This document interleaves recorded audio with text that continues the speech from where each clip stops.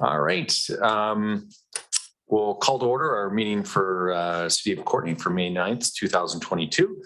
And I like to start by respectfully acknowledging the land in which we are meeting and is conducted on is the unceded traditional territory of the Comox First Nation. A few comments to start with. May is Rhododendron Month, and the official plant of the City of Courtenay is the Courtenay Lady Rhododendron, and we're appreciating the beauty rhododendrons bring to our city in the spring. May is also Community Resilience Month. Community resilience is the sustainability of a community to draw upon its existing resources to respond, withstand, and recover from challenging experiences. This month, we acknowledge the impact of toxic stress and the need for community building, which can enhance community resilience. May 10th is the Day of Action Against Anti-Asian Racism, and May 17th is the International Day Against Homophobia and Transphobia.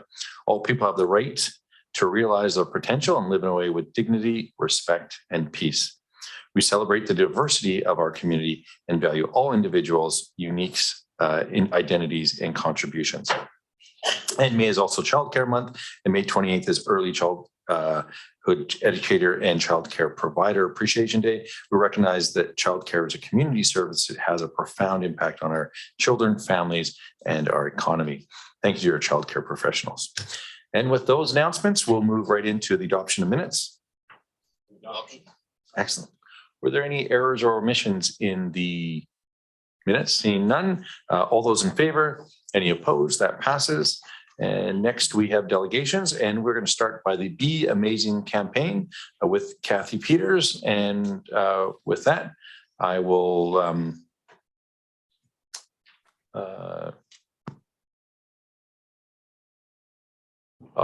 okay. So with that, I'm going to pass it over to Kathy Peters. Great. Thank you very much, Your Worship, for this opportunity. I presented to Courtenay City Council last May 17th, 2021, almost 1 year ago. I described the growing problem of child sex trafficking, sexual exploitation, and human sex trafficking in BC. I gave you stats and solutions. Since that presentation, I have made similar presentations to Indigenous groups, BC members of Parliament, MLAs, provincial bureaucrats, city councils, regional districts, law enforcement, police boards, school boards, service clubs, universities, high schools, 2 global summits, and recently to the Federal Justice Committee. And 2 weeks ago, I was asked to do a 1-hour webinar on human trafficking to all of law enforcement in Canada, hosted by the RCMP. I emailed Courtenay Council my presentation script to the Federal Justice Committee that is now reviewing the federal law called the Protection of Communities and Exploited Persons Act. The law has 4 parts. Number 1, it targets the demand by criminalizing the buyers of sex and the profiteers. Number 2, it recognizes the seller of sex as a victim, usually female, and is immune from prosecution. Number 3, exit strategies are in place to assist the victim out of the sex trade. And number 4, there are robust prevention, education, and rollout campaigns so youth, children, and the vulnerable are not lured into the sex industry. So again, I just want to hold up the name of that law, the Protection of Communities and Exploited Persons Act. The sex industry is very anxious to repeal this law in order to normalize, legitimize, and commercialize the sex industry in all of Canada. It is important for every community to understand the implications of this for a possible repeal. The clear statement from Parliament was that women and girls in Canada are not for sale, that they are full human beings with dignity and human rights. It also recognizes that women, girls, and marginalized, vulnerable are disproportionately represented in prostitution. The sex industry refers to harm reduction. However, I find no evidence that women will be safer in prostitution if the industry is regulated. Legalizing the sex industry, if we consider Germany, the Netherlands, Nevada, and New Zealand, actually increase the size and scope of the trade, leading to more human trafficking, more child sex trafficking, more involvement of organized crime, more prostitution, and more violence. To understand the sex industry, I refer to the Robert Pickton case, the pig farmer who dismembered prostituted women, and in particular, Indigenous women on his Port Coquitlam farm. I do not want anyone in BC to be under the illusion as to the brutality of this industry. Harm reduction practices will not protect women from violence if the job itself represents violence. If violence is central to the life of prostitution, the only clear way to reduce violence is to reduce the size of the trade. New Zealand is cited as the gold standard by the sex industry. However, it is a tiny, populated, isolated island in the Pacific Ocean.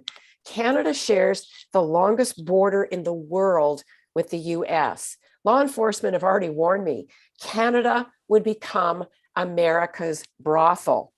Prostitution could not exist if underage individuals were not recruited. Prostitution relies on human trafficking. The two cannot be delinked. Trafficking is for the purpose of prostitution, although not all prostituted persons are trafficked. The majority, vast majority in prostitution have pimps. Organized crime and international crime syndicates are involved. Currently, a growing problem is in schools where there's peer-on-peer recruiting. School administrators, counselors, PACs, parents and students need education to stop exploitation. School liaison police officers are really important. So I'm just going to give you some important resources. First of all, is the Canadian Centre to End Human Trafficking, and they run the National Human Trafficking Hotline number. And they have these free posters, postcards, wallet cards. You can get these for free and put them up anywhere in your community. Next is, oh, and here's the number. You should have the number right there. You should know this. You should memorize it. Number 2 is the Canadian Centre for the Child Protection out of Manitoba. I'm in touch with them now all the time. They run cybertip.ca because the number of child exploitation images online have just exploded. Sexting, sextortion, cyberbullying, cyber sex terrorism is a big problem. I got a phone call today about 9-year-old girls sexting. Number 3, former member of Parliament Joyce Smith, who introduced Canada's 3 laws on human trafficking, and oh, it's right here. It's the second one here. Introduced or launched the National Human Trafficking Education Center. You can get training modules online for free. And also we have OCTIP. I've got it listed here. The Office to Combat Trafficking in Persons here in BC has a training online program for free. I know on the Sunshine Coast, all the employees, the staff, the counselors, everybody are taking that course. Children of the Street do courses in the schools. Number 5 is involve your local police department. I say to people, report, report, report, report. They will tell the provincial government, we have no problem with this because they don't get the reports. And lastly, of course, is my website. This is a teaching website, 2 teaching videos here, one for parents, one for youth. It was filmed by the RCMP from Richmond. So I have a goal. We need the enforcement of the law, and we need a provincial awareness education program, especially in BC. We are literally decades behind every province in Canada in addressing this crime. Now, I gave you a number of handouts. Those will help you. I have an ask. I would love a support letter. Please write the Minister of Justice, David Lametti. He knows me, that the Protection of Communities and Exploited Persons Act needs to be strengthened and consistently enforced in Canada, along with a robust rollout educational campaign. And I don't know if you saw this out of Victoria newspaper, human trafficking of teens and tweens, a serious problem on Vancouver Island. So it's in your newspapers now. I hope there's some questions. Thank you so much. Much for your presentation, Kathy. It's always good to see you. I appreciate you coming back again. I'm just looking to see if there are any questions from our council at this moment in time. And Councillor Hillian. Thank you, Mayor, and thanks for the presentation, Kathy. I did note the material that you circulated to us included 8 strategies for cities and municipalities to consider, and it had the website information in there and such. I wasn't sure though, you encouraged us to increase policing budgets for training and such. And it's not really within our purview to do that. We don't have the same engagement with police budgets that perhaps they do where they have municipal police forces. So we're primarily dealing with the RCMP and just maintaining the number of members that they need. And we do get a chance to talk to them about priorities on a yearly basis. And I know we always talk about issues such as domestic violence, which is probably somewhere along the continuum of the challenges that you're presenting to us here today. So I just wanted to clarify that point. Thanks very much. Thanks, Councillor Hillian. And I don't see, Councillor Theos. Thank you, Mayor. Thanks for the presentation. Can I ask in regards to the level of communication that either your organization or the governments that are dealing with this issue have been communicating with the US officials and the US governments? If you're feeling that that's going to be a strong problem moving forward and getting more challenging, I wouldn't mind hearing about that type of communication and how receptive the US side is to working on this. Wow, I mean, very thoughtful questions. Nobody's ever asked me that. That is excellent. Yeah, that's a really good question. I know law enforcement up here in Canada work very closely with the FBI, for example. I know I spent a lot of time with Victoria Police Department. They're going down to Florida actually to get some training. The US literally is 40 years ahead of us in addressing human trafficking. I would imagine they would see the problem with Americans coming up to Canada to buy. Whether they would thwart that or discourage it, I don't know. It would be dependent, I guess, on the federal government here saying to America, we don't want you coming up to buy sex. But the problem is, if we fully decriminalize and legalize prostitution, that is what we're going to get. I don't see any way around that. I mean, Germany is the brothel of Europe. Everybody pours into Germany to buy sex. In France, you're not allowed to buy sex. So the French simply go across the border to Germany. We'd end up with exactly the same thing. As a matter of fact, people have told me Canada would become North America's brothel. So I don't see how the Americans or the federal government down there could stop it, quite frankly. Thank you very much. Thanks, Councillor Theos, for that question. And I don't see any further questions, but really, again, want to thank you for your presentation today, Kathy, and wish you the best of success going forward. Thank you so much. I appreciate it. Bye now. Bye-bye. And next, we have a delegation from Lush Valley, James McCarricker. McCarricker. McCarricker. Yes. There we go. Excellent. Well, James, I will pass this over to you. I think there is a presentation starting shortly.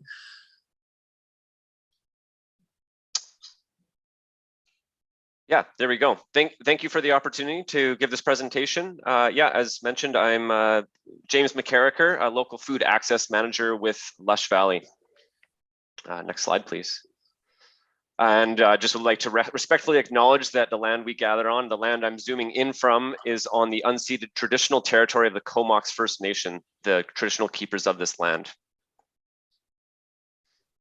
For those who aren't familiar with Lush Valley, our vision, we are a food security nonprofit, and our vision is a region where healthy local food is at the heart of community well-being, and our mission is equitable access to nourishing, sustainable, and culturally appropriate local food systems education, local food economy, advocacy for just food systems and community.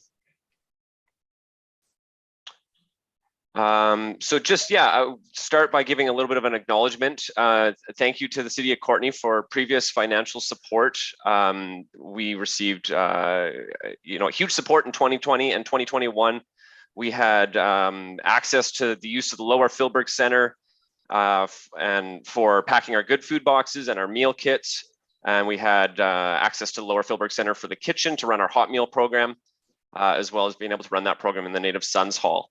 We also received $60,000 through COVID restart funding. And we've had a great ongoing relationship with our share of the Harvest Garden on Harmston Ave. Just a few statistics to get this started here. 81% of the folks that receive support from Lush Valley are in the city of Courtenay through our Good Food Box.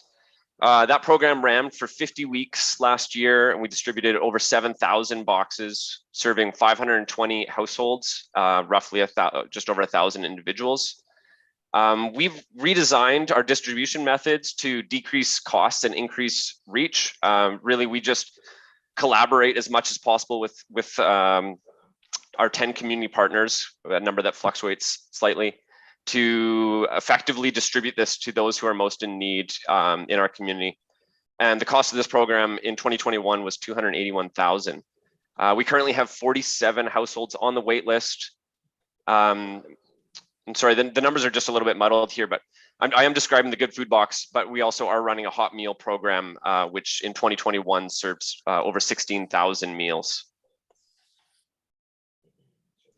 And I'm here to request additional funding to see these programs through. We're looking for 30,000 this year, acknowledging that COVID restart funding isn't quite as plentiful. That would allow us to offer 1,000 Good Food Boxes completely subsidized and another 2,000 hot meals. And these are just some background about food insecurity. I think that, a lot of the stats around food security or food insecurity are becoming a little bit dated. Things have changed so drastically with inflation and pandemic related issues. So these are actually, I believe, pre-pandemic stats, but I would assume that the current situation is not any better. So again, just a little bit more of a breakdown of the percentage of children, adults, and seniors that are in need of support. The fact that the greatest predictor of food insecurity is low income. And of course, we all know food insecurity leads to higher rates of chronic disease, issues with mental health and well-being. Food security, in short, is a foundation to healthy eating. And as mentioned previously, COVID-19 has increased the need. Again, no secrets here. Food is not getting more affordable. Inflation is affecting food quite drastically. Food costs are becoming a real issue for everyday people. And it's having a toll: physical, social, mental health, and overall well-being. Global food systems, of course, have been severely disrupted. And the commodity food market has been built on inequalities, subsidies, and externalities that I think are often not necessarily taken into account. This has left the local, fair, and ecological food production at a structural disadvantage in the global market. And one of our biggest roles or missions with Lush Valley is to support that local food system. A rough breakdown. This stat is coming out of Dalhousie.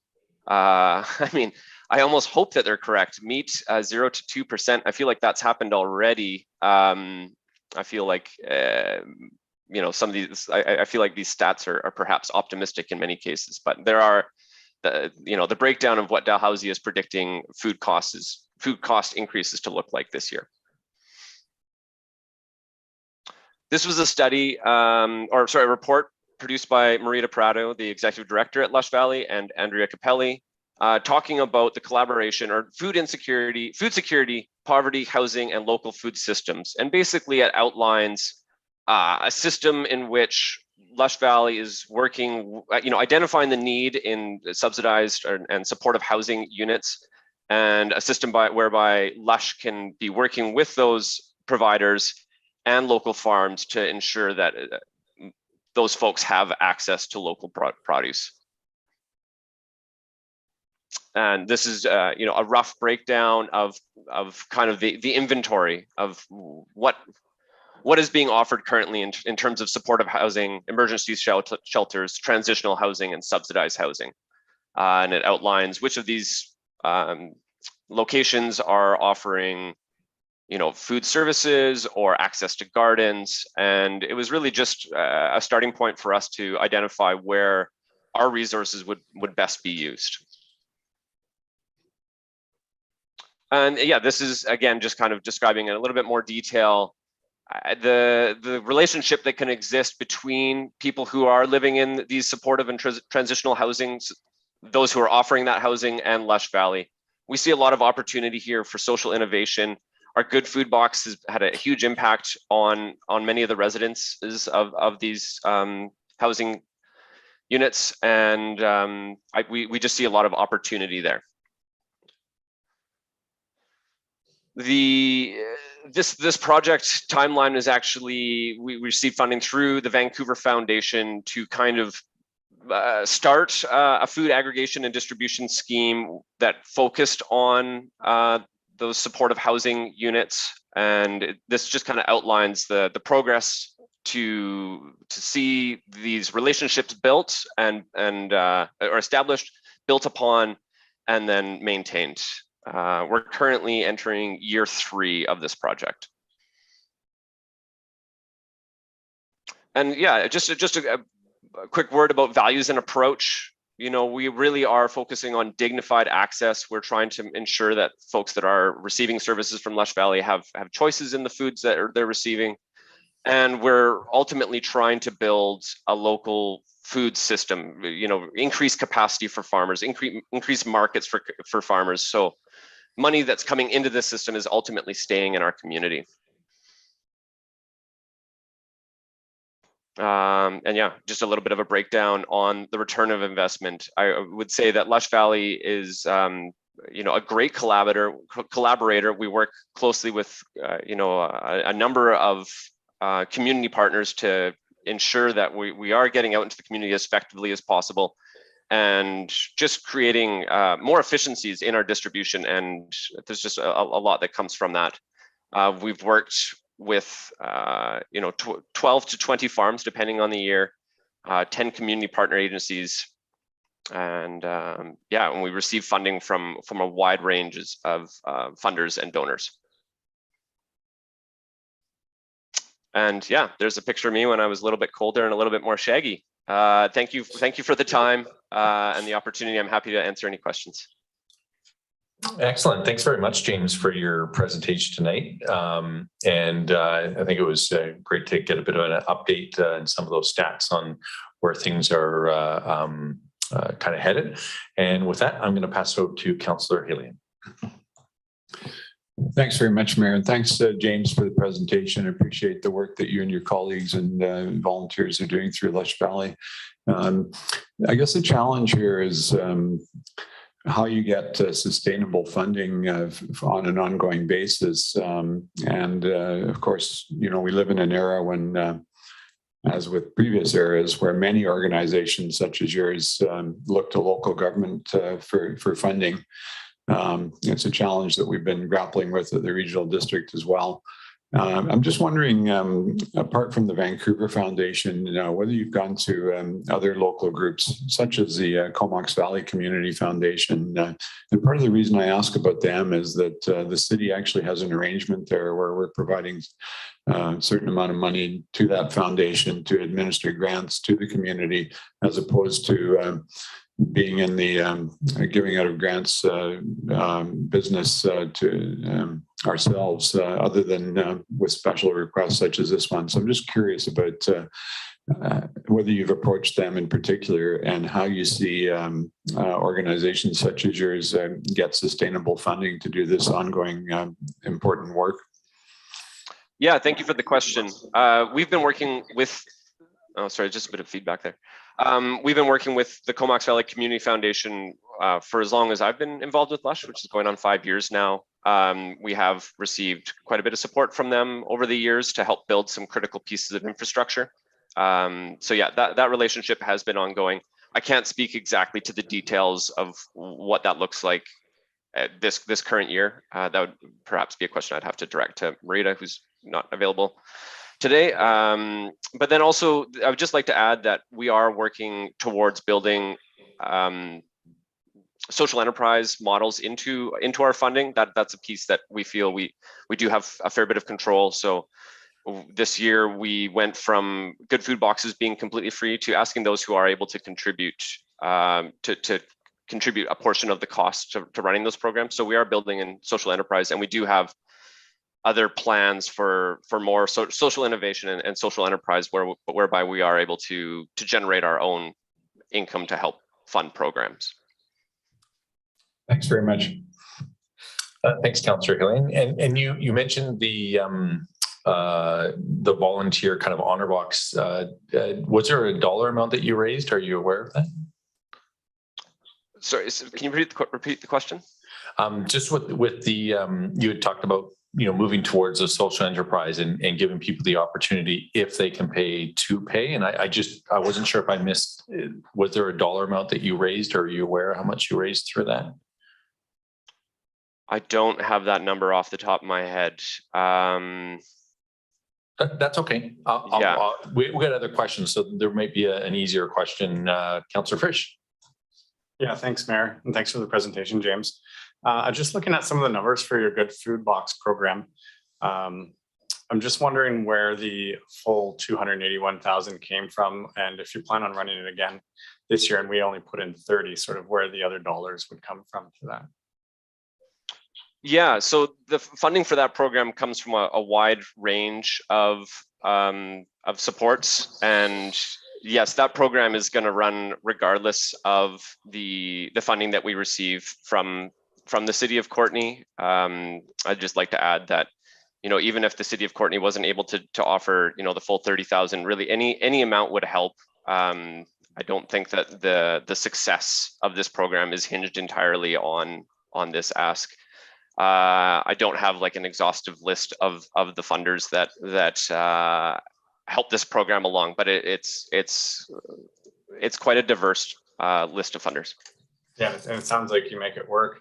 I was kind of calculating you're doing maybe 150, 160 Good Food Boxes a week.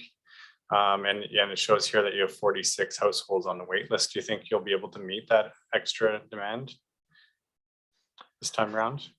Yeah, at this point, it's hard to say whether we will be able to make that accommodate that extra demand. It's really difficult for us to see folks on the wait list, and we are in contact with those folks, letting them know, updating them as to what the situation is and what they can expect. At this point, it's too early to say whether or not we are going to be able to accommodate that additional wait list. And your estimate on the number of Good Food Boxes weekly sounds about right, just based on my day-to-day operational understanding. Yeah, and since some of us had an opportunity at the last conference we went to tour Victoria's food security work they're doing, and they have a large warehouse, and I don't know where all your food comes from and if you're paying for it or not, but of course they're collecting some seconds and stuff from grocery stores and making a real go of it. So we might be a ways off from something like that, but have you contemplated a program like that? Yeah, absolutely. We do collect some product that is by donation. Of course, we are looking to support local farms as much as possible, so that is a big area of focus. So yes, product that's coming from local farms is product that we are purchasing. We're working with farmers closely to develop efficiencies and give them an idea of what we'd be looking to order from them. If they're able to offer things in wholesale, then we can kind of meet in the middle and offer efficiencies on both ends there. Food rescue is a little bit more of the purview of the food bank in the Comox Valley right now. They have a lot of those arrangements are already made. So from like major grocery stores, that initiative is already kind of happening in the Comox Valley. But I do think that there are smaller scale efforts that we can be doing to get product that would otherwise go to waste. And of course, this program is working in conjunction with our fruit tree program and our farm gleaning program. Our fruit tree program is, of course, capturing the abundance of fruit that comes from backyard apple trees, etc. And that fruit is distributed through our Good Food Boxes, which is, a bit of a novel development. Historically, that fruit was distributed in bulk, which wasn't the most effective way to get it out into households. So now we're, capturing that product that is an abundance that is otherwise gone to waste in the Comox Valley and making sure that it gets out to as many households as we can. Yeah, well, thanks for those insights and all the hard work. Thank you.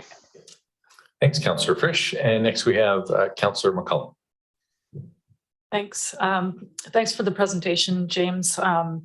Really impressed to see just a summary of the work that's happened over the last year at Lush and the goals for the year ahead. I really appreciate the work that your organization does. It's big, well, a huge asset to our community. And so I just want to express that off the bat. The ask for this evening references our COVID restart funds, which is how the city was able to support the year or last year's initiative. And as far as my understanding goes, I believe that those funds have been spent, but perhaps staff could clarify whether or not there are any unallocated COVID restart funds left. I'll pass it over to Mr. Garvin. Through the mayor to Councillor McCollum, that's correct. The budget accommodates those funds in our identified priority in the bylaw enforcement area. Thank you. I just had I wasn't quite sure of the numbers off the top. So while we were doing questions there, I did have a look, and I know that the gaming funds that we receive through the city also supports Lush with a $10,000 contribution this year.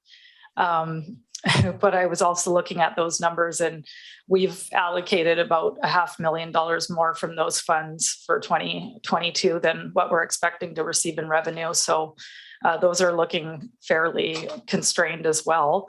The other question I suppose I had around where Lush could be seeking further support is, of course, our other community, our other local governments in the region.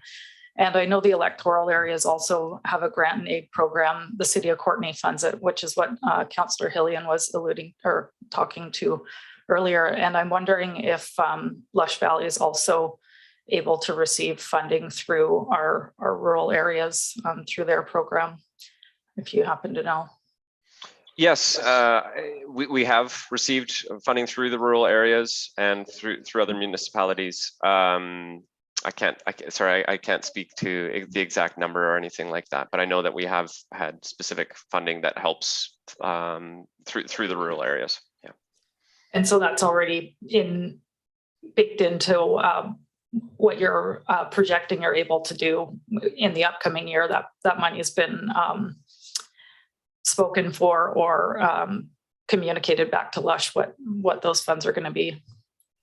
I'm sorry, I actually don't have the insight on those specifics at this time. Yeah, Marita, our ED, would be able to answer that in a little bit more detail.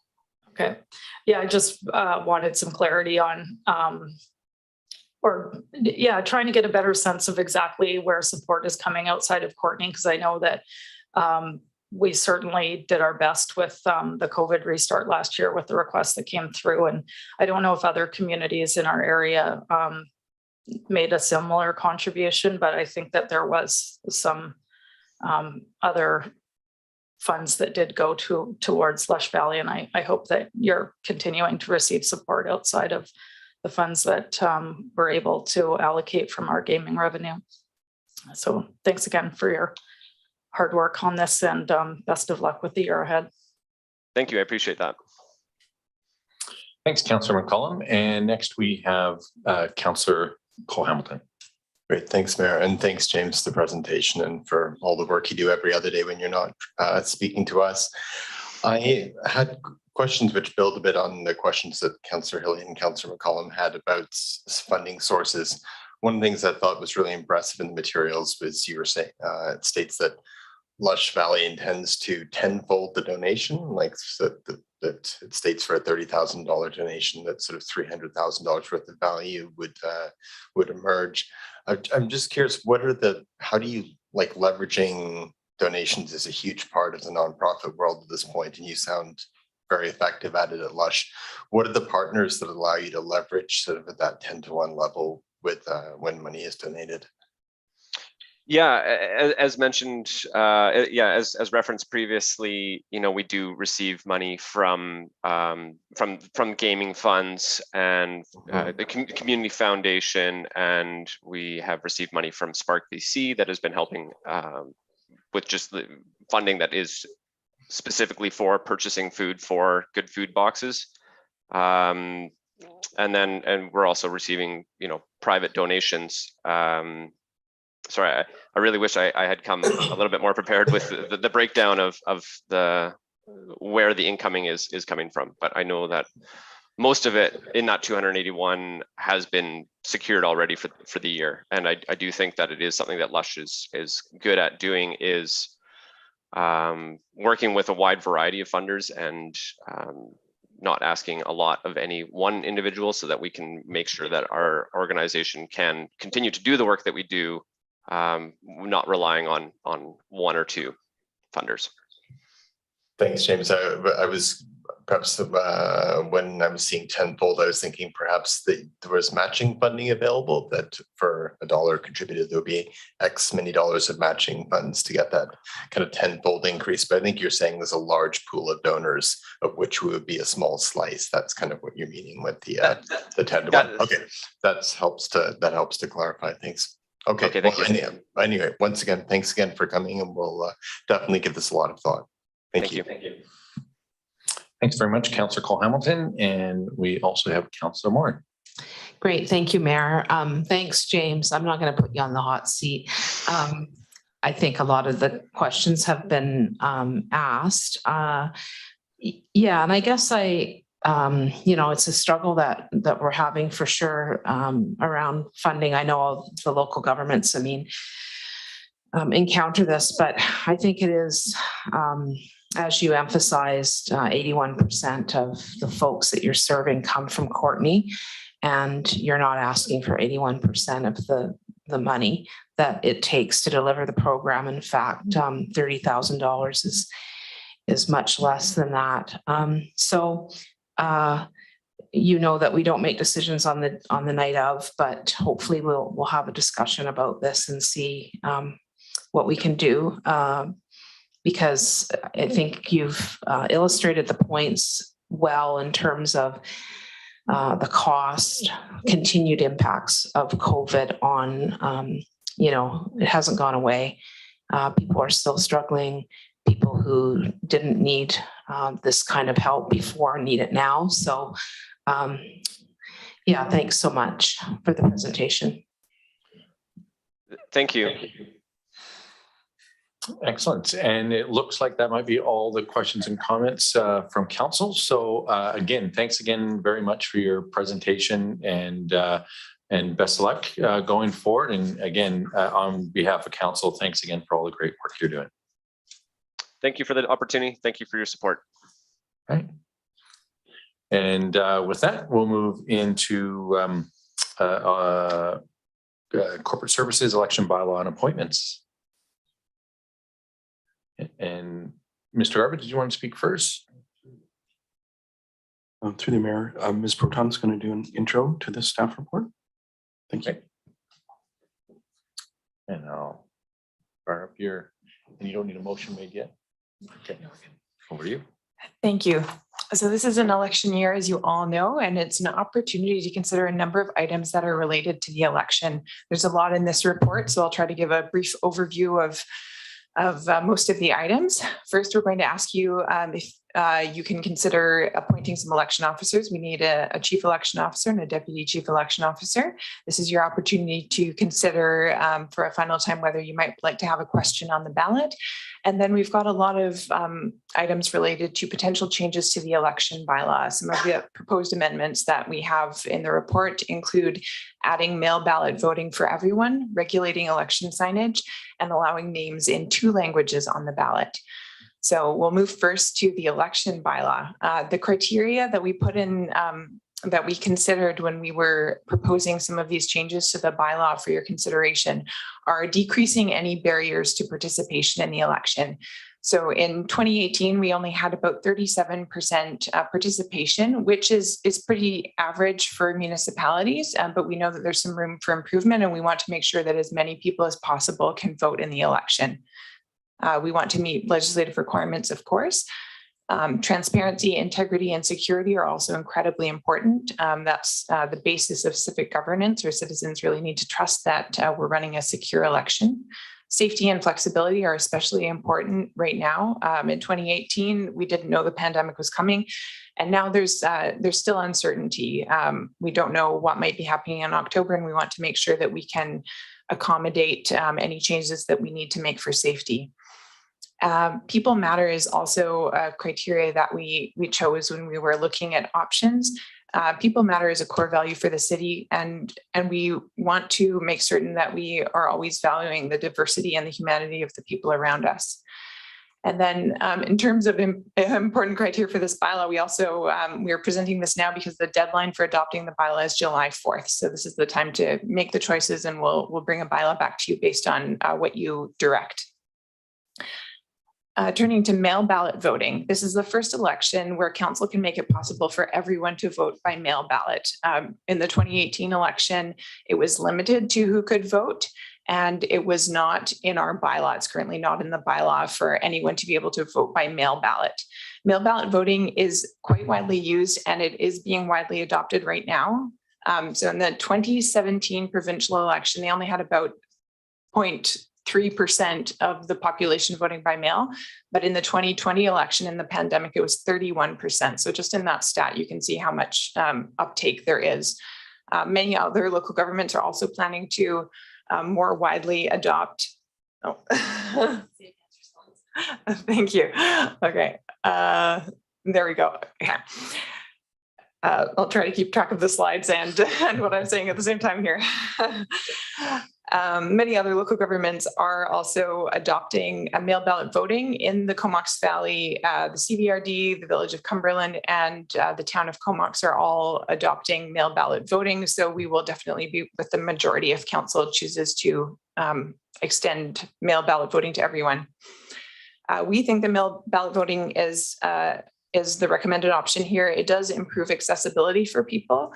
There are some voters who will find it much easier or safer to vote by mail, and it has the potential to increase turnout as well. This may mean that council and the city may wish to change your strategy with special voting opportunities. So I'll give a brief overview of what a special voting opportunity is. Or as we call them, SVOs. An SVO is basically a mini polling station at a specific location. The purpose of an SVO is to give an opportunity to people who can't otherwise vote. So these have traditionally been held in locations like hospitals or prisons or residential care facilities where people might not be able to come to the polling station easily or on their own. We did have one special voting opportunity in 2018. So this limited time opportunity, maybe a couple hours at a residential care facility. We did a quick review of who's doing special voting opportunities in the Comox Valley. And we heard that no one else is planning to do a special voting opportunity with the expansion of mail balloting. We do have options here. There are some potential locations for special voting opportunities, including the hospital, North Island College, and there are several residential elder care facilities. So there are a couple of options. We could do special voting opportunities. We could continue to do that. Or we could do something similar to a special voting opportunity, which would be more like outreach for mail ballot voting. We could help people register, that kind of thing. We're looking for council's preference for whether you would like to do any special voting opportunities this year. Moving on to names on the ballot. The name on the ballot has to be a person's usual name. That's in the Local Government Act, but we can allow names in more than one language, and that's becoming more common. The example in the report is the City of Vancouver. Many people only have one usual name, and it's in English, but some people have a birth name or a usual name that is in another language, and they may wish to have that on the ballot. This would allow for names and names in other characters and Indigenous names. This is in accordance with the United Nations Declaration on the Rights of Indigenous People. It is important to be inclusive, and we do want to encourage diversity and representation. So this would ensure that candidates can use their usual name in their own language on the ballot. Okay, political signage. This is not currently regulated within the city of Courtenay. It is often regulated in a sign bylaw or in an election bylaw. And the purpose for this is that it increases safety by saying you can't distract from traffic, things like that. It would mean that signage would be restricted to an election period, and it would ensure removal in a timely manner. And it would also help us give us a little bit more assurance that voters won't be interfered with when they're going to vote.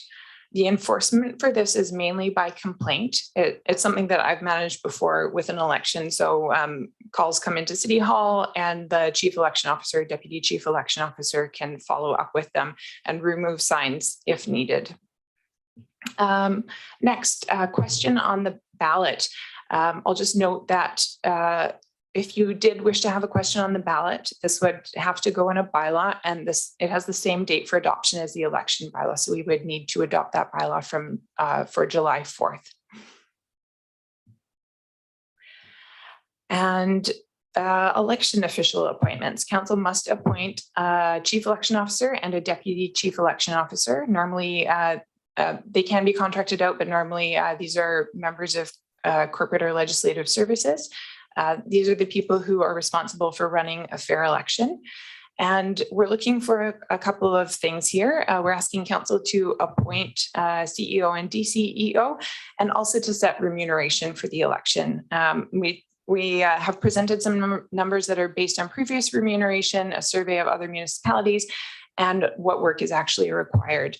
There are approximately 65 to 70 workers who work a very long day on election day. It's usually a minimum of 12 and a quarter hours on election day, and we have 2 advance voting days as well. Final part of my presentation today is a brief overview of public engagement. We are working with communications within the city and other local governments in the Comox Valley to put together some communications for the election. We have a pre-election workshop for candidates in August, and we are planning a similar get out the vote campaign similar to what we did in 2018. So there will be more information coming out on the website very soon about that. Thank you. Excellent. Thanks so much, Ms. Proton. I really appreciate the information. And first we have Councillor Frisch. Yeah, thanks, Mayor. I was curious, I mean, there's a fairly lengthy motion here, which I'm happy to move, but I'm wondering if we wanted to take you up on some of those suggestions, if we have to do that at this meeting in a subsequent motion, or if we would come back and we chat about it again with the next one. Mr. Garvin.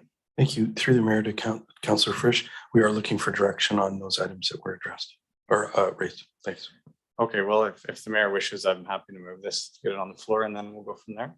Yeah, fair enough. Yeah. Okay, I'll move that based on today's staff report. That council directs staff to prepare the necessary election related bylaws for the purpose of authorizing mail ballot voting and election signage regulation, and to allow candidates to spell their name in 2 languages if that represents their usual name. And that council appoint the following election officials: Director of Corporate Services Kate O'Connell as Chief Election Officer, and Manager of Legislative Service Adriana Proton as Deputy Chief Election Officer. And that council directs staff to share information about mail ballot voting in lieu of providing special voting opportunities. And that council established the following rates of pay for election workers and election officials. Standby election workers, $50 per day on standby. Election workers, $325 per day or $25 an hour if fewer than 12 hours. First aid attendants, $50 additional pay for working, acting as a first aid attendant. Presiding election official, $500 a day or $40 per hour if fewer than 12 hours. All election workers above are at $50 for 2 hours required training and $25 per additional hour.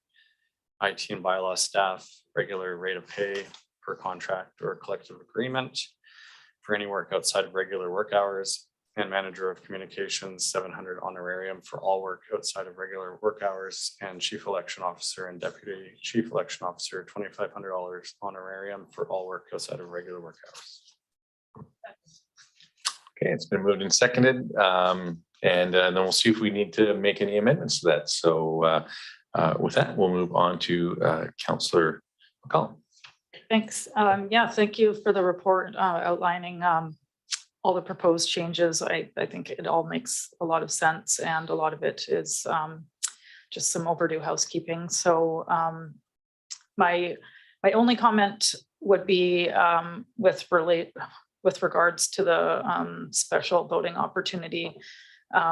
Given that we only had one location where we've traditionally done that, and I imagine staff have already put their minds to this, but given that it is a long-term care home, I believe, or seniors residence, that there is likely a long established expectation that that voting opportunity would happen. So that maybe in a transitional year, we directly engage with those residents and ensure that they're set up for the mail-in voting, if that's the preference, or something to that effect, to ensure that there's not people that are expecting that opportunity to come and then they miss the opportunity to mail in a ballot. I also had a question just around election signage. I've often wondered if there was, if we had requirements around this, just because at election time, not just municipal, but any provincial or federal election, there are so many signs around, and sometimes they are in less than ideal locations. So I think it's great that we're getting some clarity on that and putting together some limitations. But something that we often see, regardless of what type of election it is just the quantity, the unnecessary quantity of signs that sometimes go up, where there can be as many as 20 signs all in a row in one area.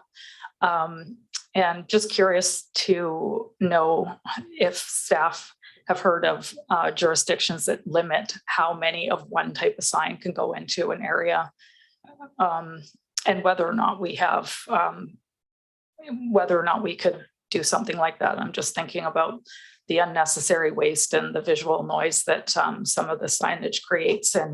And then there's often this expectation that other candidates kind of meet that visual noise in order to compete with their opponents. I think we see it a little bit more in provincial and federal when there's only one person that is going to win the election, but just wondering if staff have any comments on that. All right, and Ms. O'Connell. Thank you, Councillor. Great question. It isn't something that I've seen regulated in other municipalities, but one of the areas of legislation that has drastically impacted the amount of signage is the Campaign Financing Act and the limits on the amount of financial contributions. And then as well, candidates are having to make the decision as to where they're spending their money in regard to, purchasing things like signs or other types of advertising. So I haven't seen it where you've got regulation that says only one sign in this location or within a certain square meter or foot distance from another. But I would imagine as the Campaign Financing Act continues, we're going to see people looking at those trade-offs as to where they want to spend their money in an election to raise awareness about themselves as a candidate. All right, thanks so much for that. Appreciate it. And Councillor Cole Hamilton. Yeah, thank you, Mayor. And thanks so much for this report. This is really, I think, this is updating our way of voting substantially. I think the names on the ballots, that's a great step forward. And I appreciate seeing that. Mail-in voting, I think, is pandemic has proven that to be a safe and reliable way. And now everyone has an understanding of how to do it and are familiar with it. And because of the mail-in voting, it seems that the special voting opportunities, which were a bit of a flawed system to begin with, are no longer necessary. I mean, from what I was reading, they're sort of peekaboo, they're there for 2 hours and then they're gone if you don't have a shift that day, or if you were busy, or then it's of little use to you. So it didn't seem to be a particularly reliable way of extending the ability of people to consistently vote. But I think probably rather than putting any resources into special voting opportunities, just echoing a bit what Councillor McCollum was saying, that all the places where we have had those polls in the past have just put our money into effective sort of posters and signage to make sure that people who might have been expecting to see it are walked very clearly through. through the mail-in ballot. And I'm particularly thinking of locations like sort of like North Island College, where you've got a fresh group of people who've not been here in many cases before for previous elections, just to make sure they understand our procedures. But I think the idea of trimming back the special voting opportunities makes perfect sense, given that we found a much more reliable system. And one of the suggestions noted was that staff might go to some of the locations and provide sort of actual assistance with the process of mail voting or explaining that. Is that something you're looking for guidance from us on that particular point today, or just, okay, well, sounds like a really good idea, but we'll just leave it in your capable hands for now. But overall, thank you, and I'm in full support of the motion as written. Thanks, Councillor Cole Hamilton and Councillor Morin. Great, thank you, Mayor. Yeah, I see the rationale for sure around the special voting stations and not really having good uptake on those. I would be hesitant to support removing them if we didn't have the outreach component. And I'm wondering if there would be any kind of solicitation of public feedback, because we talked about the elders residences, but there's many other, I mean, there's also the shelter and other places where it might make sense to have some outreach. I know that many community agency folks help people who are more disenfranchised to get to voting at times, but I think that beyond seniors, we have other folks that there are barriers for to get out and vote, and it may be good to include that in, excuse me, those folks in any outreach that could happen. It's a really good opportunity to improve the democratic process, in my opinion, and help people to feel like they're part of it and have a stake in things. Excuse me. So that's my comment about that. And I just wanted to say how pleased I am about the other recommendation around the names on the ballot. I know we actually have a local woman here who had a fairly high profile story. She took her case to nationally to get her names on all of her her Indigenous name on her identification, and it was a pretty laborious task, and she managed to have that done and basically pave the way for other Indigenous folks to be able to do that. And I do know her casually through another friend, and I mean, I think that it can't be overstated how meaningful that is to someone who's had their name stripped away from them throughout the generations.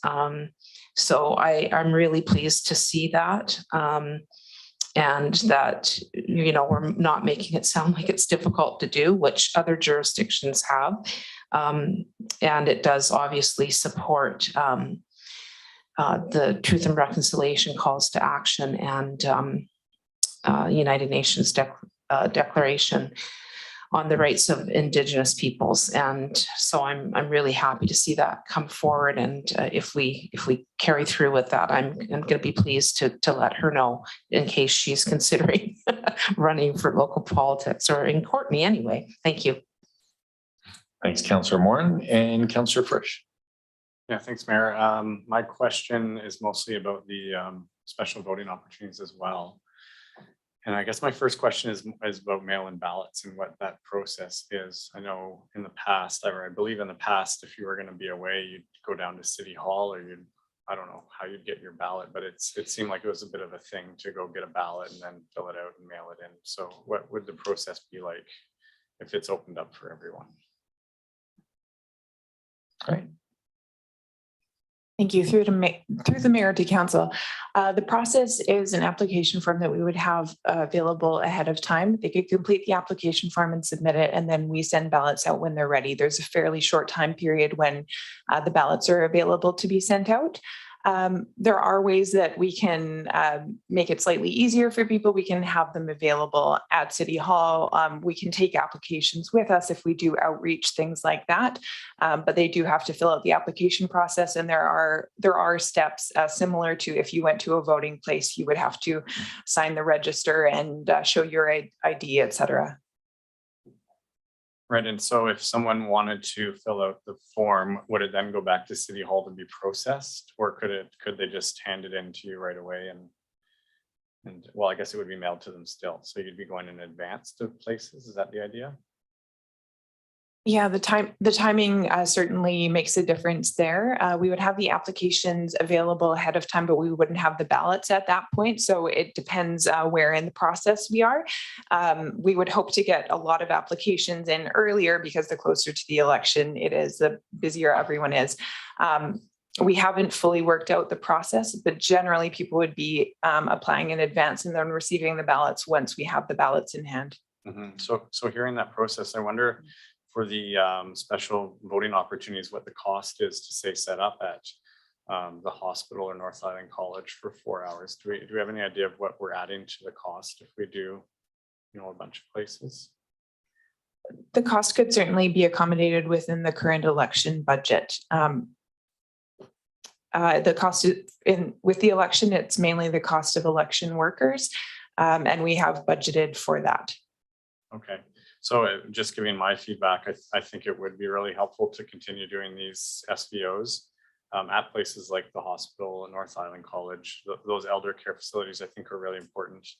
And as the shelters, warming center were mentioned, I think that's really important too. So, I mean, I don't know if it's all in the budget, but making it really easy for people to vote on a voting day, even if a few aren't going to be around, it's, people could be told it's going to be there, and I know people want to vote, so making it a little bit easier is really important in my view. Thanks. Thanks, Councillor Frisch, for that. And Ms. O'Connor. Thank you, Councillor Frisch. One of the components of an SVO is having to set the SVO dates in advance through bylaw. There is a bit more flexibility offered when you're taking the approach of doing outreach, that it can be more ad hoc. So by not setting the bylaw by a certain time, but doing attending, say, the shelter at a time that works well for the shelter workers or the hospital or any of those care homes. If one day they're hit with COVID and they can't accommodate us, we can come back and arrange to be there at a different day. So we can provide the materials, we can go out as needed. That's one of the advantages, not to say that it's necessarily a replacement, but that outreach and that support in the absence of a SVO that's mandated by bylaw on a specific date does give us some flexibility as far as our outreach activities go, which may be somewhat encouraging. Well, yeah, and that sounds really interesting to hear. And maybe it's this time around, it's something where we do both and we learn how effective that mail-in opportunity is. We can see the numbers on them if people are choosing that. So yeah, that would be good. Thanks. Thanks, Councillor Frisch. And Councillor Hillian. Thanks, Mayor, and thanks to staff for the report. I just want to clarify the discussion that's going on about outreach, because my understanding is that from the report that the outreach is primarily to advise people about how they vote by mail. So we're not talking about outreach that would involve, say, the hospital or a seniors facility requesting that a worker come there on election day and provide people the opportunity to vote. That's not something that we would provide. Correct? Right. So essentially, the outreach is really just part of the promotion of the opportunity to vote by mail. So it's of course, the challenge there is that you're going to be doing outreach to places like shelters and such, where it won't necessarily be the same people there on the day that you're doing outreach as later on. But I think it's still, given all the reasons staff have presented, worthy of support. And I think Councillor Moran made a good point in that there are agencies that will support people to the extent possible to get them to the polls. So I'm happy to support the resolution. Thanks. Thanks, Councillor Helene. And yeah, I think it's been a nice, robust discussion. And I think at the end of the day, going back to, I think, staff's comments that, really the goal is to get as much engagement from folks and as much opportunity to be able to vote. So yeah, I think we've had a great discussion. We do have a motion on the floor. So for those who are ready, all those in favor, any opposed, and that passes. Thanks very much for that. And next we have our DCC conversation and Mr. Garbutt. Thank you, Mr. Mayor. This is a very important staff report that came as a result of some engagement and discussions with some members of our development community. Mr. Marshall is here to do an introduction. Yeah, hello, Council, Mayor and Council and staff. This has been a bit of thorn in the side of some of the development community historically in the city of Courtenay, whereby they have had original development on the property, and in the process of redeveloping the property, they were not given the credit for the development that was on the property that was being replaced. The Local Government Act does provide for municipalities to collect development cost charges. It identifies what those development cost charges can be charged for, such as infrastructure and parks. And it also provides opportunities for exemptions to the development charges. What this particular bylaw is doing is identifying that we as a municipality, as a city, will credit the existing development on properties when they're redeveloped. So I gave the example in the report of a single family home being redeveloped into a duplex. As of today, we charge for the 2 duplexes, and no credit is provided for that single family home that was on the property. And just to be clear, what we're suggesting is not that it matters whether this single family home, let's say it's an historic home, paid DCCs ever, because that single family home is still providing, or is still has an impact on our services, whether they paid development cost charges historically or not. So we're just saying across the board, if there's development on the property and you go to redevelopment, you get credit for that development when you're doing your development cost charges.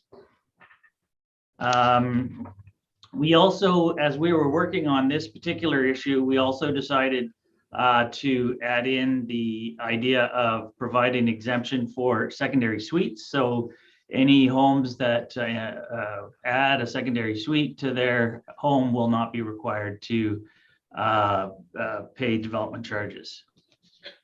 So the motion that is being recommended is that we add a new subsection E in section 6 of bylaw 2840, which is a bylaw to impose development cost charges. So this is the new letter, the new E, 6E, is to permit, authorizes the construction, alteration, or extension of secondary suites, which is hereby established under section 563 of the Local Government Act as an eligible form of for-profit affordable rental housing. So that's the section that allows for us to provide an exemption to for secondary suites. And then the next change is adding a new section to the development cost charge bylaw number 2840. And that is to provide a credit or reduction in development cost charges, which will be considered under the following circumstances. And so there's a couple of subsections there that are included. We did also want to make it clear that this is a new interpretation of the municipality, and that's important because We don't want to be faced with a lot of historic situations where people didn't get credit for development charges coming back on us to say, now I want my credit back for my historic development. So this is establishing that this is a new way of interpreting the development cost charge bylaw, and that we're adding this section to specifically credit those developments. I did provide in the financial side of things, an example of over the last 3 years, there has only been $45,000 worth of development cost charges that could have been credited. So we're looking at a loss of $15,000 a year over the last 3 years. So obviously that'll go up and down depending on developments, but it's not a big financial hit, I guess, is the main point there. And it is something that has been, like I said, a sort of thorn in the side or a complaint from the development community. I think it does, this particular change that's being proposed does meet the intent of the development cost charge bylaw section of the Local Government Act, as it is recognizing the additional impact that a development will have on the infrastructure and parks in the city, as opposed to the not having any credits and having to pay the full shot. So with that, I'll open it up for questions. Excellent. Thanks so much. I really appreciate the presentation. And first we have Councillor Hillian. Thanks, Mayor, and thanks, Chris, for the presentation. There's a part of this that doesn't make sense to me. I totally get that if you have a building on a property that you previously paid DCCs for, and then you do an expansion or an addition, that you should get a credit. I'm not sure why you should get a credit if you didn't pay DCCs originally. Why does that make sense? It says in the report that that existing property is already having an impact on parks and city services, but it didn't actually make a contribution to those. What's the rationale for why we would give the credit, whether they've paid DCCs in the past or not? Through the mayor and to council. So the idea is that, you have a whole series of development that already exists, and they have an impact on the services already. What the development cost charges are for are the additional development, new development that is happening in the community. So yes, you could look back historically, but it's not an easy thing to determine whether people have whether properties have paid DCCs in the past or not. You may have to go through a lot of legal wranglings. You may have to do a lot of research. Whereas it's just very simple this way. Staff don't have to go through a process of trying to, or the applicant doesn't have to go through a process of trying to prove that they've paid development charges in the past. And they are only being charged for the additional development that they are incurring on that property. Okay. Mr. Garber, just wanted to interject just 1 second. I'm happy to wait for Councillor Hillian. Yeah, thanks. Yeah, I think I'm starting to get it. The other thing I wondered about, though, was the exemption process. So that's something that we do under municipal bylaw, as opposed to it being spelled out in the Local Government Act. Is that right? Sorry, through the mayor to council. So any change to the development cost charge bylaw has to be done by bylaw, and it has to be approved by the province. But what development cost charges can and can't do and how they're collected and spent is all outlined in the Local Government Act. Right, and I was actually trying to flip through that to find the relevant section, and I didn't do it in time. What I was wondering about was whether we have any additional flexibility there, and it may be beyond this discussion, but I'm going to ask the question anyway. There's been dialogue at the regional board of late regarding the demolition of houses and whether we can find ways to encourage the reuse of those building materials as opposed to just knocking down an old place and getting it landfilled. And I have an example in my own neighborhood just now where I was talking to the builder about that exact process that was underway. Is there any way that through this this credit for development cost charges that we could help to incentivize the deconstruction of buildings and the reuse of materials as opposed to just the demolition and landfilling of building materials? I'm just going to, Mr. Garbutt's going to interject. Thank you. Through the mayor to Councillor Hillian, they're separate matters. There are some jurisdictions that have looked at that and they may be addressed through building permitting fees. They may be addressed through landfill tipping fees, but they wouldn't be something to be related to a development cost charge bylaw per se. When you really look at our big picture related to the impact of our built environment, those are kind of like examining it from the full cost.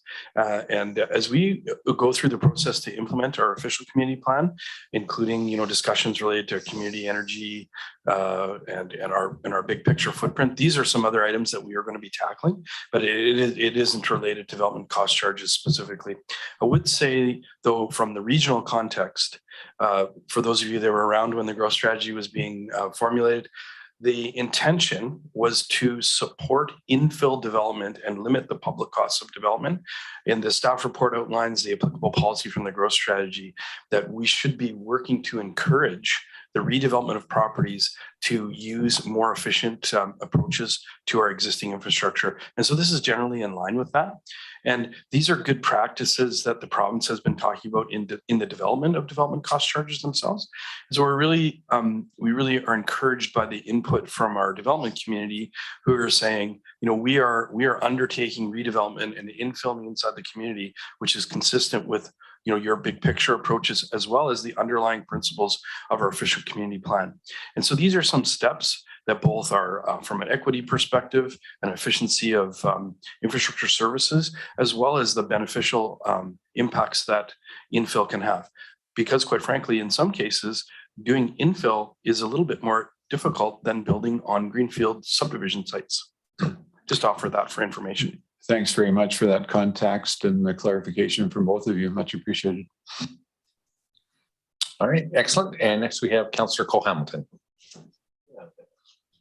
Thanks very much, Mayor. And thanks for the report, Chris. I see this makes perfect sense to me. It seems like a very fair and logical approach to a quirk that was in our bylaw that, inherently DCCs are about the additional load that the new development places on the city's infrastructure, and netting out the additional increase in space and development just makes perfect sense to me. So I was going to, my computer just locked itself. I was just going to move the resolution, then we can sort of continue with it on the table.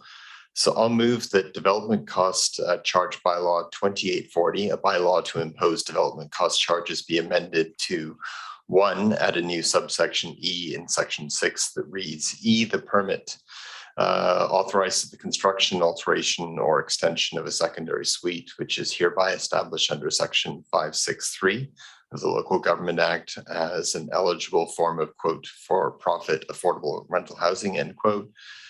And add a new section 7 to be added to the bylaw that reads 7, a credit or reduction in the development cost charges will be considered under the following circumstance where A building is to be removed to facilitate the construction of a building for which DCCs are payable, or B, within 3 years of the date of issuance of the building permit for a building which DCCs are payable, a building was destroyed or otherwise removed from the parcel on which the new building is to be located.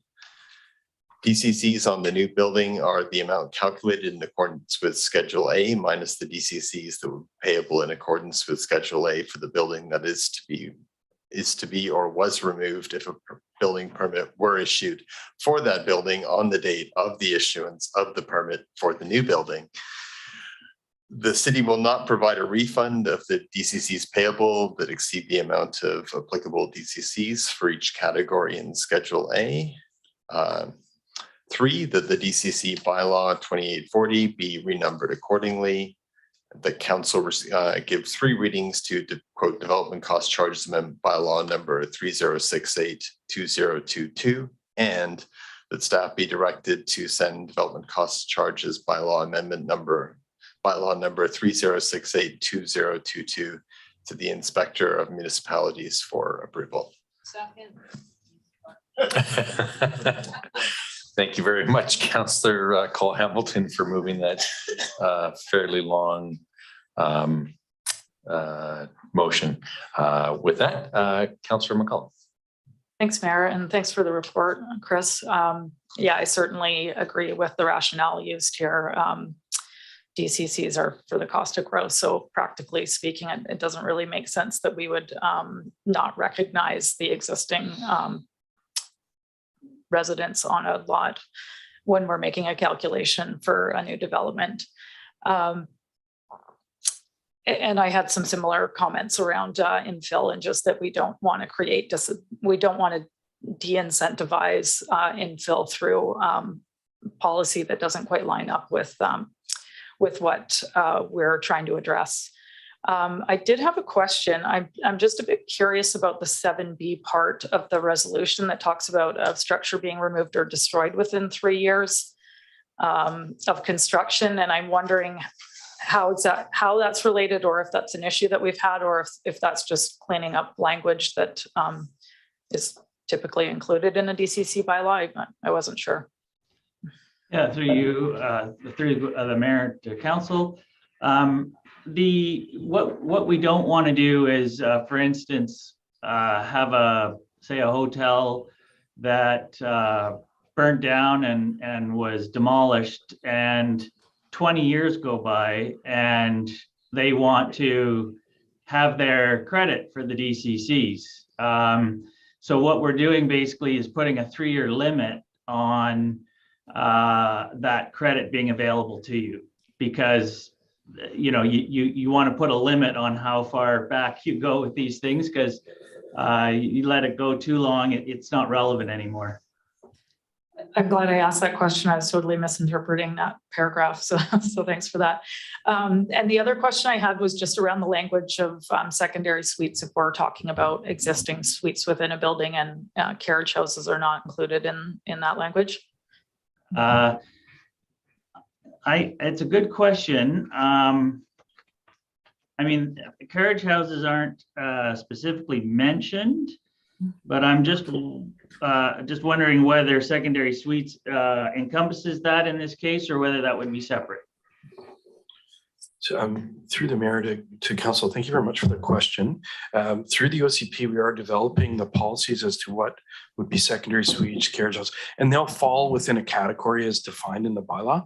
Ultimately, these are units that are self-contained, and the title can't be separated. So a duplex is different than that. So I would say that no, they would not be subject to the collection of DCC, but we will clarify that through as we roll out the OCP and bring in our regulatory bylaws as they relate. But that is the intention. A secondary suite in this context is a smaller sized unit that is self-contained, and the title can't be separated. So that would make it different than a duplex.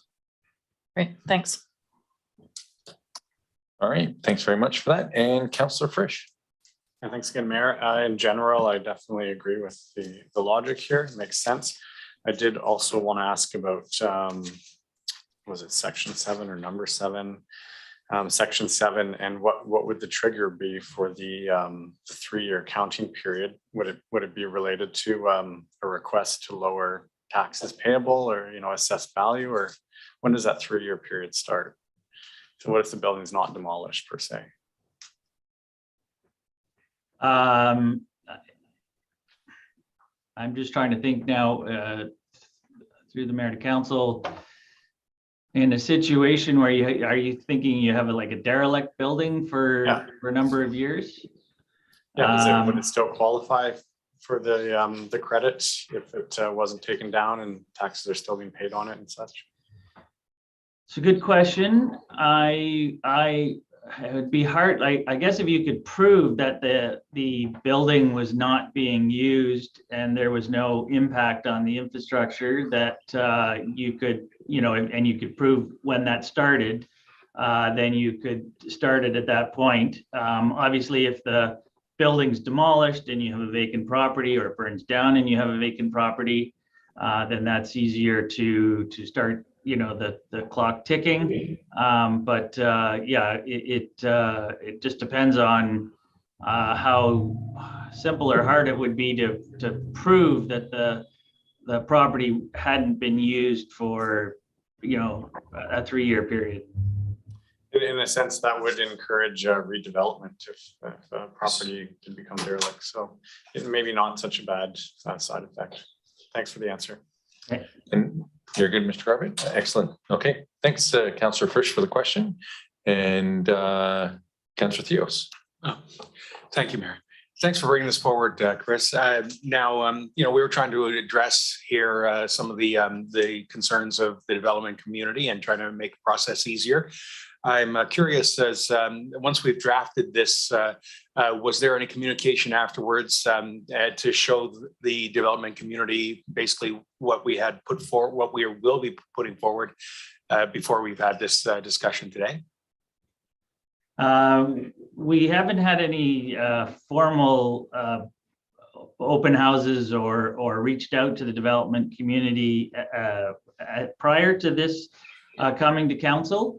But certainly we will, once it gets first and second reading, we can certainly circulate it to some of the local development community to let them know what's being proposed. Excellent. Mr. Cartman. Through the mayor, thank you for the question, Councillor Theos. With all the engagement related to the official community plan, we've had some very regular discussions, which are very healthy with the development community. A number of members of the development community who have been raising this issue are aware that this report is on the public agenda. So it's in the agenda, it's in the public realm for that matter. Pursuant to the should council give readings and send the bylaw for approval from the inspector of municipalities, then that is also a public matter. And we do have an opportunity that the development community would be aware. I would say this is exactly what they've been asking for. So I'm not sure that they would be asking to change this or move that way, but I really appreciate that. I'm just really grateful through the development services staff, particularly around the OCP. It's really engaged really closely with the development community. And I know that council has had some opportunities to have some direct engagement with them as well. Thanks. Excellent. Thanks. Thanks, council, for the questions, and Mr. Garbutt and Mr. Marshall for your comments on this. And I think this is really, focused on trying to encourage, incentivize that higher density building and really remove any barriers and roadblocks and what can, kind of be felt, I think, by some of the developers as being penalized for doing exactly what they're being asked to do. So just want to thank everybody for that. And we do have that motion on the floor. All those in favor? Any opposed? That passes unanimously. And we are on to variance permit for Williamar Avenue. Councillor Frisch. Thanks, Mayor. I'll move that based on today's staff report, development variance permit number 2108 for 1550 Williamar Avenue, that council approve option 1 and direct staff to provide public notice to the adjacent property owners and occupants and request feedback regarding development variance permit 2108 and that council make a decision on development variance permit 2108 at the May 30th council meeting. And moved and seconded, and Mr. Garbutt. Yeah, through the mayor, Mr. Marshall, I think is going to introduce this variance, or Mr. Seta, I'm not sure. Thank you. Yeah, All so right. I can introduce it, Mayor and Council. So this is a property that's in the process of being subdivided. There is an existing home on the lot right now. That existing home has a entranceway on the sort of back and side of the home. So there, as a result of the subdivision, the rear yard setback of this particular existing house will have a reduced setback from the rear yard from 6 meters to 4 meters. Just to be clear that once the subdivision takes place, the actual rear yard, the existing rear yard of this home will then become the side yard. And the side yards only require 1.5 meters. So actually this will, once the subdivision is approved, this setback will actually be meet the requirements of the zoning bylaw. So this is strictly just to get guidance from council that this is a variance worth continuing on with. And so no decisions are being made today. You're just asking staff to proceed with the application. All right, thank you very much. And Councillor Frisch. Yeah, thanks, Mayor. I don't see any major hiccups with the variance. I do have a question though about the related subdivision, and I noticed there's some common property along the back. Might be a little off subject, but I'm wondering if that's intended as sort of a laneway or is that a green space?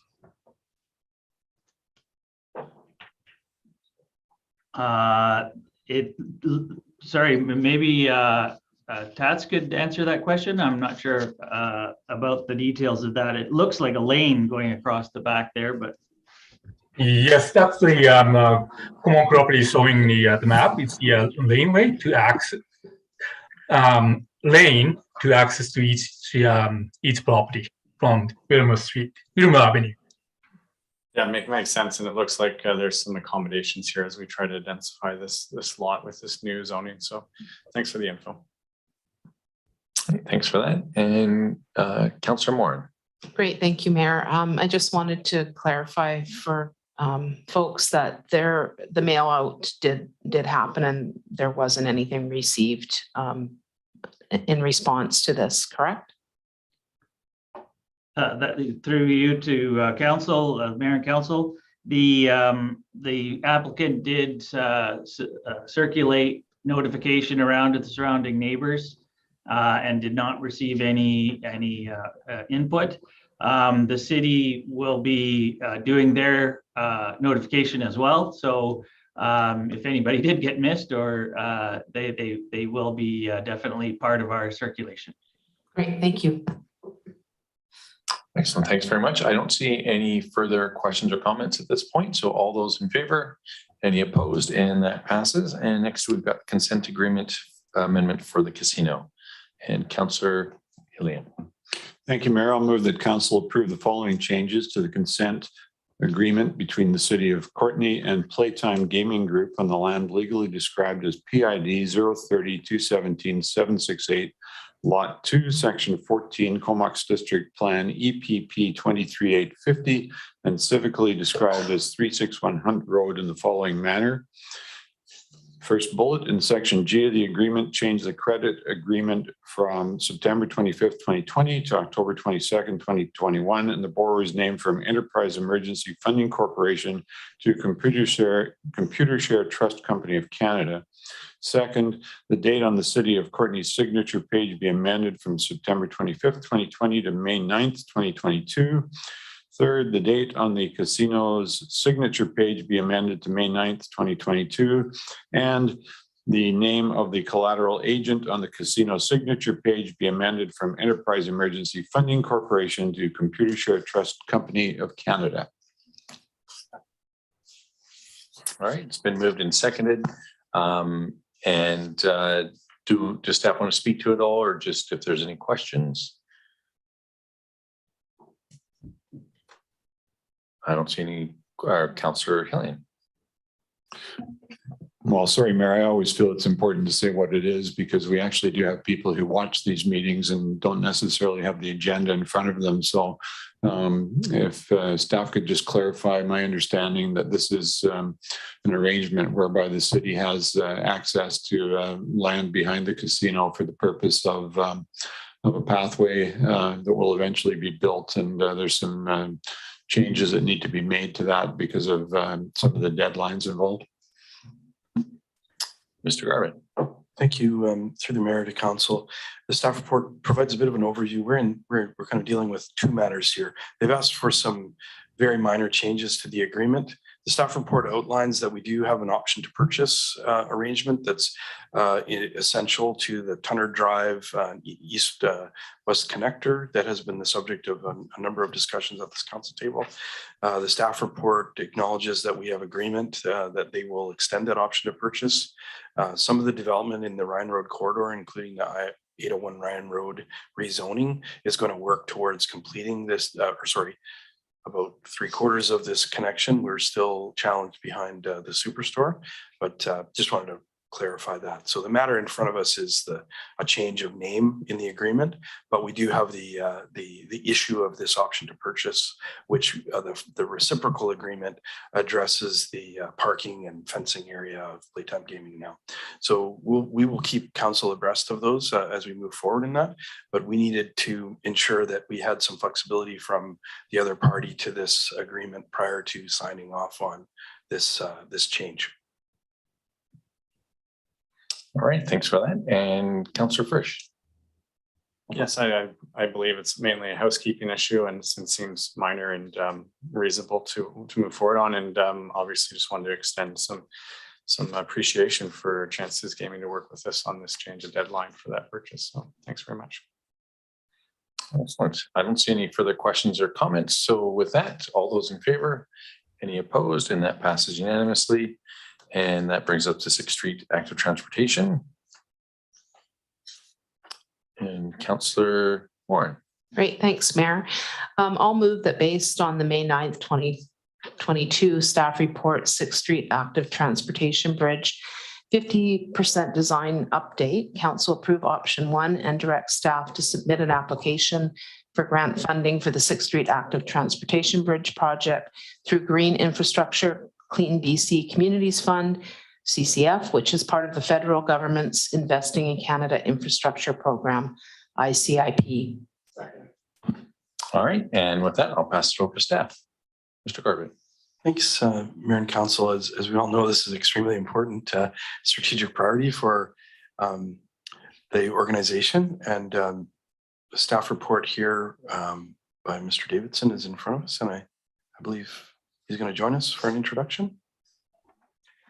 Yes, thank you, Jeff. Through the CIO to Mayor and Council, I'll hand it over to our engineering technologist, Adam Pitcher, who's been the project manager on this project, who will walk us through a brief presentation to describe the project and update on progress. Thank you. Thanks, Chris. Through the mayor and council, I should note that we have Sean Valdovinos here with us, who is our engineer of record and design lead on the project. We also have Colleen Dane here, who's helping us with our community engagement and some of our communications on the project as well. So like Chris said, I'm Adam Pitcher. I'm an engineering technologist here at the City of Courtenay, and I'm here to give a bit of an update on what we've been doing on the 6th Street Bridge project. Next slide. Yeah, so over the last little while, our project teams have been working on a number of things. We've recently reached our 50% design milestone. The design of a new bridge is quite an undertaking with a lot of calculations and analysis required from our lead designers, VM, and their supporting team. We've recently also done some community updates with our community partners to share the design and collect feedback on the design. In general, the feedback received was very positive. And some of the key pieces of feedback are we've received general support for the crossing focused on active transportation and accessibility. Safety between traffic, pedestrians, cyclists, and e-bike users are certainly at front of mind. Safety of users in the park and areas around the park, and as well as lots of interest in the additional build out of the cycling and accessibility networks beyond the project scope. Our team has also been working very hard on our permit applications. This project will require a large number of permits and consultation with various authorities, including multiple provincial branches like FLNRO and Natural Resources, as well as the federal agencies like DFO and Transport Canada. We continue to meet and discuss the project with our partners at Comox First Nation to ensure they support any of the work by the river, as well as to discuss potential art opportunities on this project. And lastly, working on grant funding applications. This project is reliant on grant funding and continually reviewing grants as they become available, and any that will fit our timeline and the scope of the project. I'll discuss our grant applications a little bit later in the presentation. Yeah, so at a high level, the 6th Street Bridge will be a 4-meter wide symmetrical cable stayed bridge. Symmetrical means it will have towers on each side of the bridge supporting the structure. We'll have approach ramps leading up to the bridge, one on each side. The grade on the ramps are about 5%, which is in line with active transportation design guidelines for all ages and abilities. The bridge will provide a connection to the existing trail network in Sims Park, and the project will also provide a new connection to the Courtenay Riverway Trail and all the connections beyond. Next slide. So zooming in a little bit, you can see here's our 4-meter wide shared use bridge deck, and it's intended as multi-use. You can use it to walk, run, roll, or cycle. The surface of the bridge will be concrete, which ensures a smooth travel surface, and it will be low maintenance. And we are proposing a lookout at the midpoint of the bridge, which will provide an opportunity to stop and take in the views on each side of the bridge.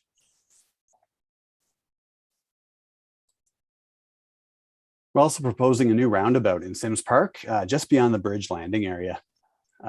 We think this roundabout could create a good meeting location or an additional landmark near the bridge. We also recently discussed this with KFN about possibly including a totem pole in this location, and they expressed interest in discussing this further. The project will also include plans to build a brand new multi-use connection from the bridge to the Courtenay Riverway Trail. The new connection will provide access to the shops and businesses and hotels along the Riverway Trail. A dedicated multi-use pathway with a concrete divider will be installed adjacent to the existing sidewalk on the south side of 6th Street. Connection to the, connection to the existing cycling network on 19th Street and beyond are also available from the Courtenay Riverway Trail. Thanks, next slide. So we have identified 4 opportunities for public art on and around the bridge. There'll be opportunities for bracing on the 2 towers. The center feature at the roundabout could also be an opportunity for public art. The lookouts in the middle of the bridge, and so could the crosswalks that we're proposing on 6th Street. As discussed previously, we have started a conversation with Comox First Nation about the potential for their cultural traditions to be represented in this area through art installations on the bridge, such as the totem pole. We're also looking at opportunities to engage our local arts community via the Comox Valley Arts on possible art opportunities. Once it's determined how KFM would like to proceed, we'll reach out to CV, the Comox Valley Arts, about these opportunities.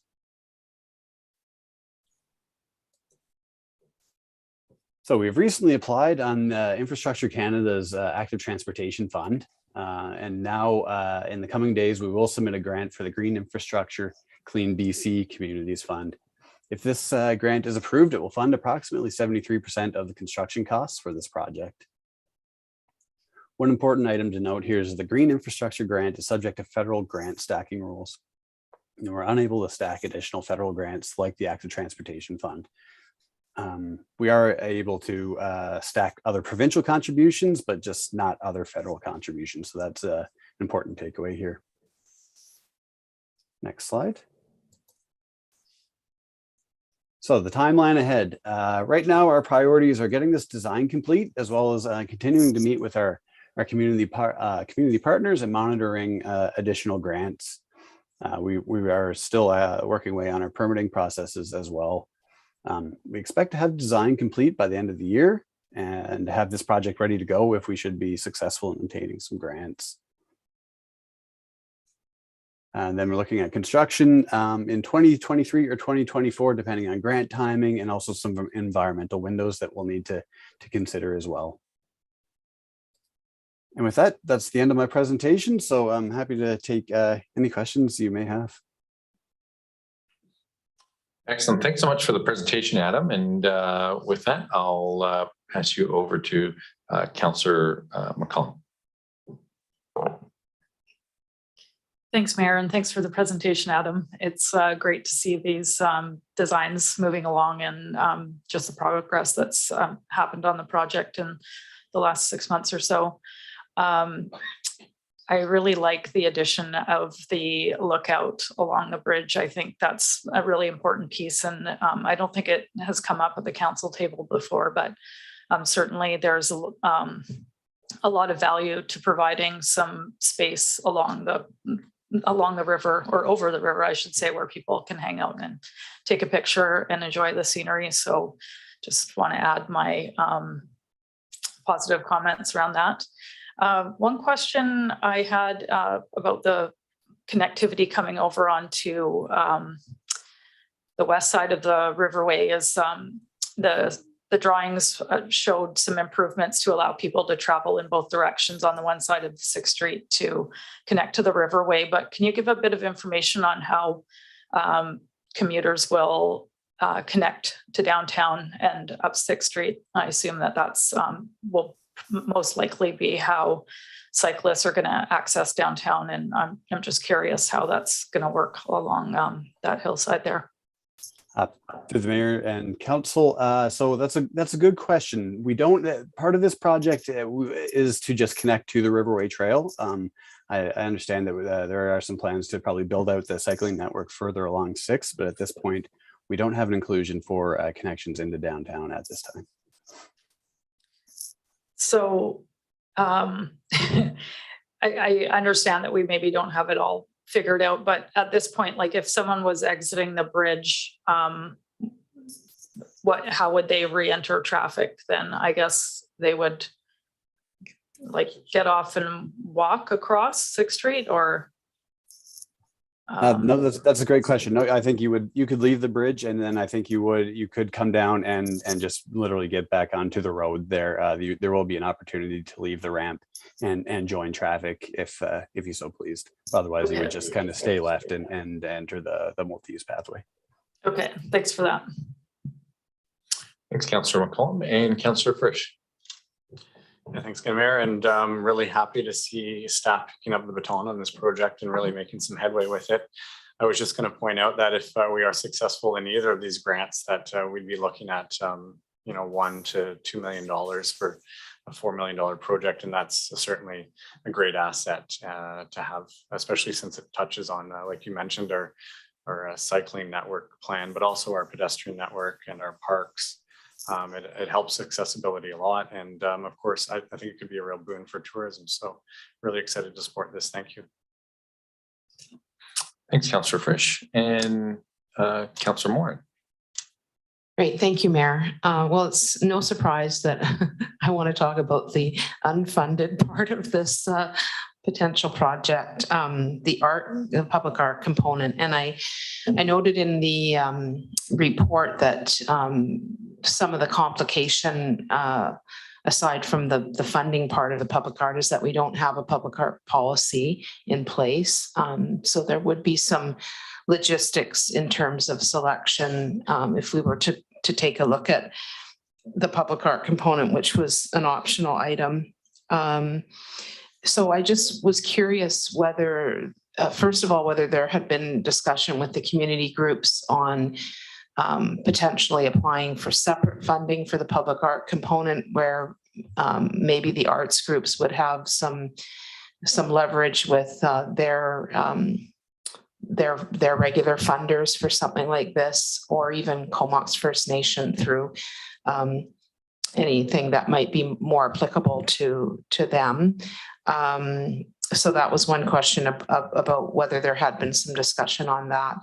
And I guess I was also curious about the public art policy, which I really do hope that we move forward on at some point in the near future. I'm wondering if this could serve as sort of a pilot project for a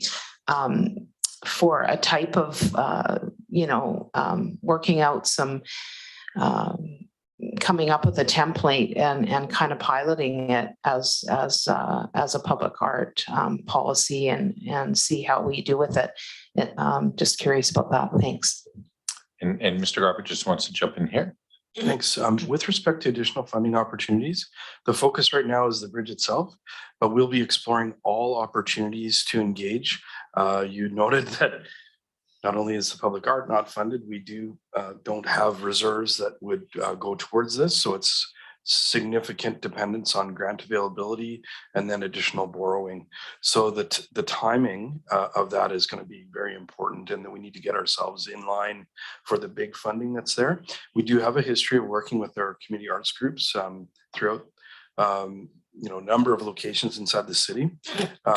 And then the development of a public art policy, this does represent a good opportunity to establish some processes there.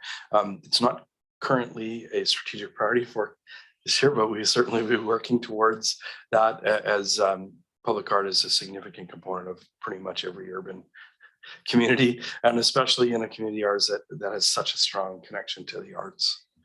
Great, thank you. Excellent, thanks very much. And Councillor Hillian. Thank you, Mayor. I just have to say I'm thrilled to see the progress on this project, and I want to really applaud staff for their hard work in bringing this to the stage that it's at. I hope that as people see this unfold, that those in the community who've been somewhat skeptical about this project will get on board and see what a marvelous asset this will be for our community, a boon to our tourism, to our downtown business core, and the recreational opportunities for all of our citizens that'll be here for years to come. And the fact that we potentially can build it with maximum grant opportunities makes it even better. I think that was the major reservation of some people who felt that we shouldn't be spending taxpayers' money on this at a time like this. And but the reality is the best time to build projects is now. And I think this is going to be a tremendous asset for the city for many years to come. Thanks very much to staff for all their hard work. Excellent. Thanks, Councillor Hillian. And I think your comment about now's the time, last week when I had a conversation about the original budgets for the Fifth Street repairs, which were less than $500,000, and delays certainly escalate those costs exponentially. So certainly now is the time. Well, with that, we do have a recommendation on the table. All those in favor? Any opposed? And that passes unanimously. We are at 7 o'clock, which is a bit of a witching hour. I was going to recommend maybe or 6 o'clock. Sorry, 6 o'clock. Yeah, it does fly. I was just looking to council if you'd like to take a break before we move on for dinner. All right, no comfort breaks. Okay, here we go. Councillor McCollum. Thanks, Mayor. I'll move the recommendation that based on the May 9th staff report, flexible delineators on Veterans Memorial Parkway bike lanes, council approves option 1 and defer the decision to reinstall flexible delineators on Veterans Memorial Parkway until after the cycling network plan update is complete, when the service level for delineator installation criteria is established citywide. It's been moved and seconded. Mr. Garbutt. Mr. Shaw is available, and I believe is going to give an introduction to this report and respond to questions. Yes, thank you. Through the CAO to Mayor and Council, a tough act to follow. Davidson and Mr. Pritchard there, a great job on the presentation of the 6th Street Bridge. I might have to speak to my team there to see if I can get in front of those ones in the future. It's a tough act. With that, I'm pleased to present staff report, flexible delineators on Veterans Memorial Parkway bike lanes. The purpose of this report is to inform or for council to consider the ongoing installation of flexible delineators on Veterans Memorial Parkway. As we'll note, in 2020, the city's asset management program initiated an asphalt overlay on the Veterans Memorial Parkway between North Island Highway and Mission Road. The overlay project provided an opportunity to modify the lane widths on VMP to accommodate bike lanes on both sides of the roads, as these was recommended in the Connecting Courtenay Cycling Network plan. In addition to new bike lanes, staff installed flexible delineators in the buffer along the edge of the bike lanes to visually separate bikes from motor vehicles. The delineators were installed on a trial basis to allow staff to track costs, understand longevity of the assets, and to seek feedback from stakeholder groups such as the RCMP, BC Ambulance Services, and the Cycling Coalition. The details of the trial period and the feedback from the identified stakeholder groups is, as well as some unsolicited parties, is contained within the report. And additionally, the overall maintenance costs, both reactive and preventative, are also detailed in this report. Respecting the timeline behind this report and the impending update to the city's cycling network plan in 2022, staff are recommending deferring this decision for the installation of flexible delineators on the VMP until a service level criteria can be established for a citywide installation. With that, I'm happy to take any questions council may have. Thanks very much, Kyle. Appreciate that. And here's Councillor McCollum.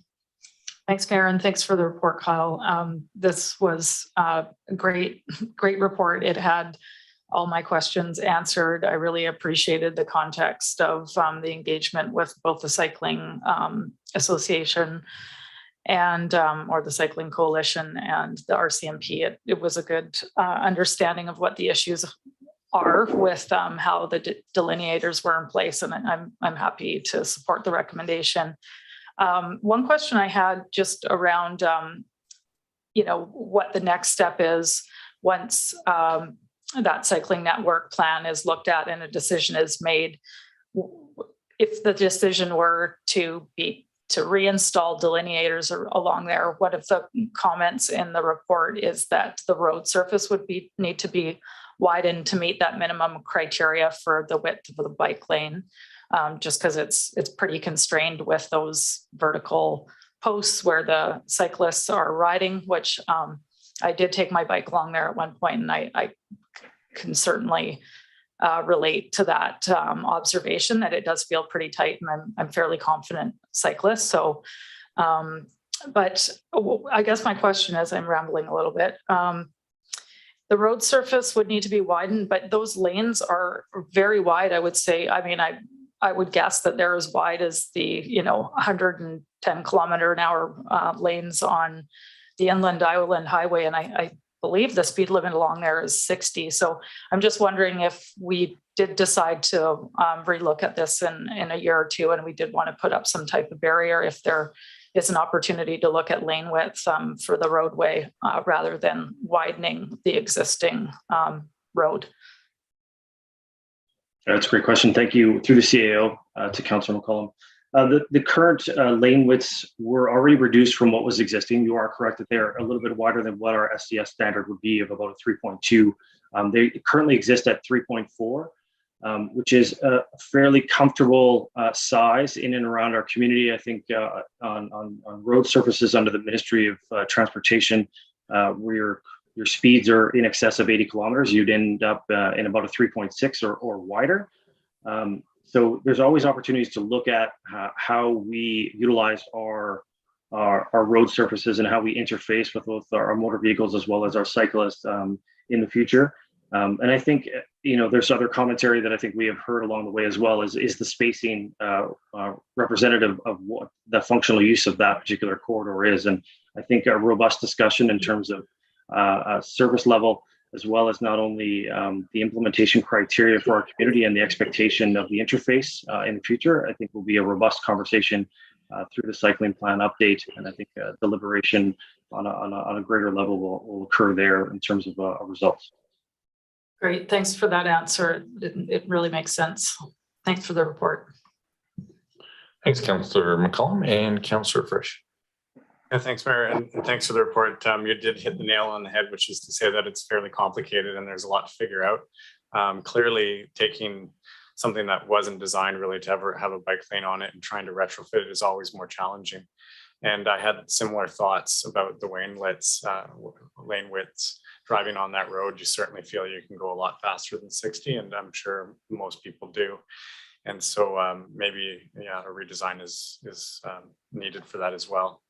So yeah, happy to support your recommendation. Thanks. Excellent. Councillor Hillian. Thanks, Mayor. I just want to go off script for half a moment and acknowledge that Mr. Shaw recently advised us of the impending retirement of his manager of transportation in the Public Works Department, Barry Boguski, and I think we would all join in thanking Mr. Boguski for his many years of service and wishing him all the best. And I just wanted to take the opportunity to acknowledge that, Kyle. I know that you were very effusive in your praise for Barry in that announcement. So thanks for that. And if you want to add anything now, I'm sure the mayor would give you that indulgence. Absolutely. Thank you for that, Councillor Hillian. And yes, I echo those statements. Mr. Boguski has been with the city Public Works Department for greater than 33 years, and he's dedicated quite a substantial part of his life to see the success of our community, maintain those in-service assets to the best of his ability through the duration of his employment. And his passion is felt here at Public Works, and it's felt in our community. And we don't necessarily look forward to the day he retires, but we certainly want to continue on his legacy and work towards continuing those great things that he's done for us as a public works team as well as our community. So again, thank you for that, and thank you to him, Mr. Boguski, for your years of service. Excellent. Thanks very much, Mr. Shaw, for those words, and Councillor Hillian as well. And with that, we'll call the question. All those in favor? Any opposed? That passes unanimously. And into street lighting. And Councillor Cole Hamilton. Yeah, thank you, Mayor. So I will move that based on the May 9th, 2022 staff report titled Street Lighting and Security in the Downtown Core, Council approve option 1 and direct staff to make a request to BC Hydro to install streetlights at 8 additional locations in the downtown core, and that Council directs staff to continue nighttime patrols, and that Council amend the operating budgets to allocate funding for these improvements. Excellent. Been moved in second. Thanks very much. Councillor, do you want to speak to it? Yeah, just briefly. Sure. Yeah, I would just want to thank staff for bringing this report forward. There have been some requests from downtown businesses for greater lighting and some sort of patrol presence during the nighttime hours. And CEO Garbutt and I have attended several meetings of both the board and the Safety and Security Committee where this is being discussed. And I just wanted to thank staff for the response here. I think the inventory of alleyway lighting and suggested additions make a lot of sense. And by finding an extremely economical way of building onto existing security patrols of city facilities, that a nighttime patrol presence is currently in place and can, if supported, will continue at a very affordable rate. I believe it's $900 per month. I did have one question. In the staff report, I always appreciate the balance that's provided, but it seemed that on the issue of lighting, there were sort of two sides being presented in the staff report. And I know the staff report does support lighting in the end, but there's a section on SEPTED talking about whether or not that's likely to actually reduce crime. I'm just curious as to, obviously staff are recommending the addition of lights. Is further analysis of SEPTED principles required in order to make a clear decision here, or did the staff feel that there is a public safety argument for this additional lighting? And I do see that Mr. Garbutt wants to just jump in, so Thank you, through council. Thank you for the question. The reason why there's reference to SEPTED principles is based on the motion from council. We don't need any additional analysis in this regard. I mean, we regularly interact with the RCMP. I would trust that our business community understands what the issues are there. This staff report unpacks just the concepts of SEPTED. It also identifies that additional lighting, we may have some issues with adjacent residential units, but the style of lighting that the city requires in full cutoff flat lens is designed to both limit external light and light pollution and focus downward the directed light. So we don't need any additional information, but the reason why there is a SEPTED discussion is that it was part of the deliberation. There are many thoughts about eyes on the street and people in the street and lights on the street, etc. And in this case, the recommendation is solid, and we support addressing these gaps. And I guess we would monitor to see if that's enhanced or supported safety issues. Okay, well, thanks. I appreciate the clarification on that. And I noticed when reading the staff report that our current official community plan specifically supports SEPTED and its application in newer developments. So it seems the planning department certainly have given consideration to the utility of that. So anyway, thanks so much for the clarification, Sia. Thanks, Councillor Cole-Hamilton and Councillor Moore.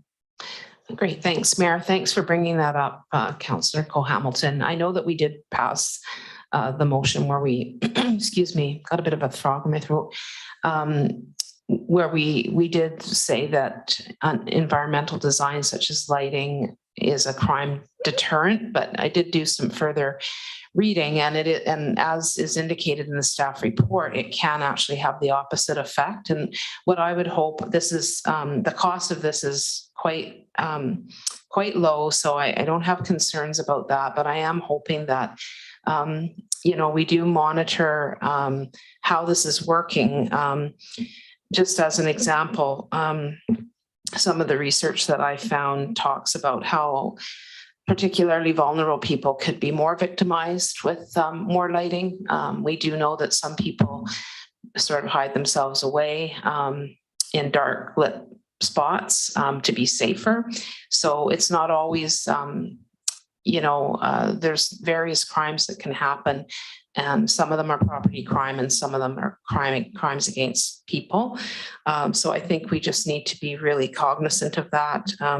And also more light can create more opportunity for vandalism and graffiti and things like that. So I just want to make sure that we are looking at the balance of that, and that we keep our eyes and ears open to make sure that this doesn't have an unintended consequence of perhaps more crime or harm to folks who are vulnerable on our streets. Thanks.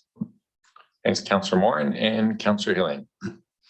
Thanks, Mayor. And I'm just curious whether we have a clear boundary of the enhanced security patrols, if they're strictly the downtown core, how far that goes over, and whether any review might include the possibility of enhanced patrols in other sections of the community that we're aware of where security concerns exist. Mr. Garbutt. I'll let Mr. Shaw weigh in on the exact boundaries, but this request came in response from feedback from the DCBIA and is based on some research that other business improvement areas have done.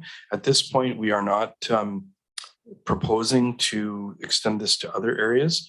The very low cost is relative to leveraging our existing patrols, and ultimately, we'll report back on how this is happening, and should council give us some direction in the future to potentially look at that, we can look at some options. Other communities that have done this, they have revenue related to parking and other things that have made this more affordable to do this. So this was a direct response to feedback we've got through the safety and security committee of the BIA, and we found a way to leverage where we're at. If at a future date council gave us direction to look wider, we would be looking at significant dollars, and it would have to be a budget deliberation at a future date. Yeah, that's fair enough. Thanks very much. Excellent. Yes. Where? Yeah. So I don't know if you heard that, Kyle, but you get to delineate and articulate where this is happening. Great, thank you for that. Through the CAO to Mayor and Councillor, to Councillor Hillian, great question. It's specific to the DCBIA area, so that's between 4th, 5th, 6th, out to the portions of 8th between Fitzgerald and Cliff Ave. And speaking to the collaboration and the cost effectiveness of the delivery of this, we were able to work with our contractor that are providing security patrols for the Irwaloo to work in collaboration with those timelines and events to create synergies in the delivery of this service to bring down the overall cost. And to Councillor Morin's point about review, we work with our contractor in order to provide timely updates based on their experiences through the night. And so as they provide us reports with any incidents that may occur at the Irwaloo, as well as these patrols, we get daily reports of those as well. And so we're able to monitor the success of this or any occurrences that may happen and converse with the RCMP as well along the way. So we'll be able to provide a reasonable output in terms of the success of this enhanced service in the downtown core. Excellent. Thanks very much for that clarity. And that's generated another question. Councillor Theos. Thanks, Mayor. I'm just interested as in terms of paying for costs of projects such as this and improvements.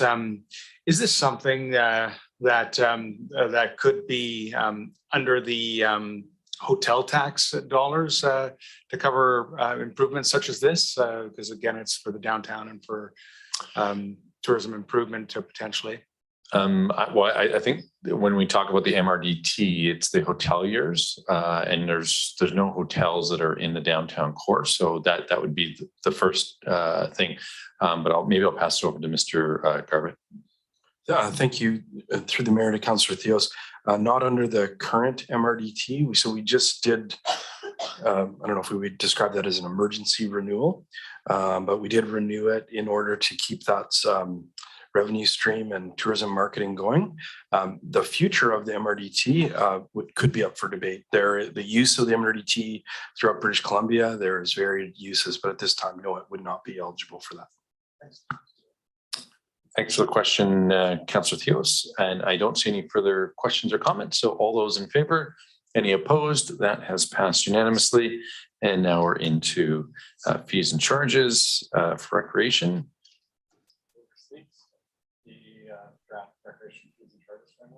All right.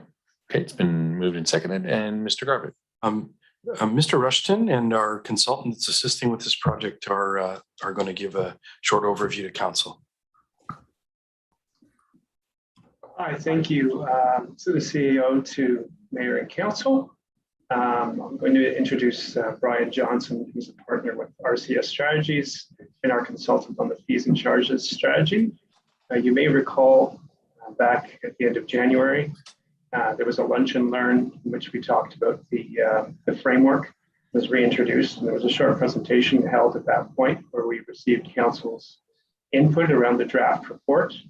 And we've since refined the draft framework to the point where we feel it's ready for the community to have a public review and to incorporate their input before it will come back to council for consideration on approval and direction for staff to develop an implementation plan. So we've committed to a quick check-in with council before this goes to the public engagement phase. So with that, I'll hand it over to Brian. Thanks very much, Craig, and thank you, Your Worship, and members of council for this opportunity to just quickly hit some of the highlights in the draft report, which is before you and starts, I think, on about page 120 of your agenda. And with apologies to any members of the public who are trying to see what all this text is about, hopefully they'll get a chance very soon to actually read it, but and council can follow along in their agenda package. But I'll just quickly hit the highlights on about 8 pages of the draft report and then answer any questions you might have. So this first page 2, which is, I think, page 121 in your agenda package, is just about what you asked us to do. You were hoping for a review that would result in a fees and charges framework, which was not only philosophically sound and have a clear rationale and therefore would be defensible, but would also be consistent and fair and equitable for all. And so we believe we've got that now. We've talked to you in workshop a couple of times. We've done a survey of over 500 individuals in the community. We've had input from 40 user groups. And we've had a fair amount of support for this approach generally, although people haven't seen the actual report. And we're looking forward to that check-in with them again to see if we've heard them properly. But we think we've got a good, solid draft report here. And I'll just go through a few more pages. The next page is about the benefits of recreation. We're calling this a benefits-based approach to fees and charges. It starts with a definition of public good, which is that public good can be defined as a product or service that provides indirect benefit to all members of the community, whether they use the service directly and get direct benefit or not. It's that indirect benefit which is important. And in an early workshop with you, we reviewed 20 kind of headings of public good to which Parks and Recreation and cultural services can be directed and can be justified and result in indirect benefit to all.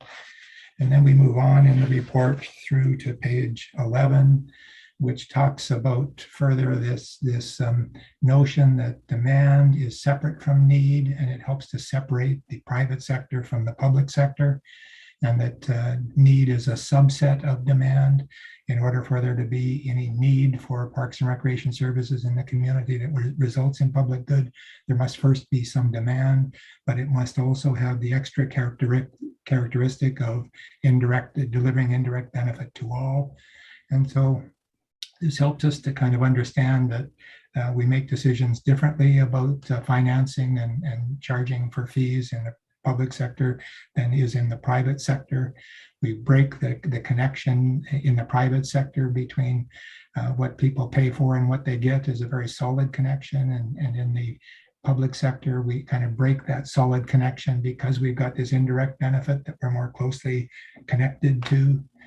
And then we move on to kind of understanding in the next page that the way we kind of look at this justifying public support, tax support for the delivery of public goods is on something called the benefits-based continuum, where we place different categories of users and uses of our facilities and services in the public sector along this continuum, so that if all of the benefit or substantially all of the benefit goes to users, they would pay all the costs.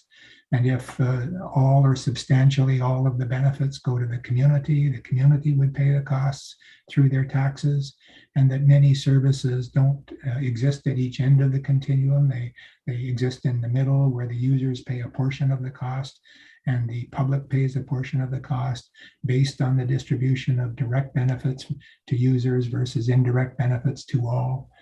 And that kind of results in a very simple policy statement on this page, which just simply says those who benefit from a good or service should pay in proportion to the benefit they receive.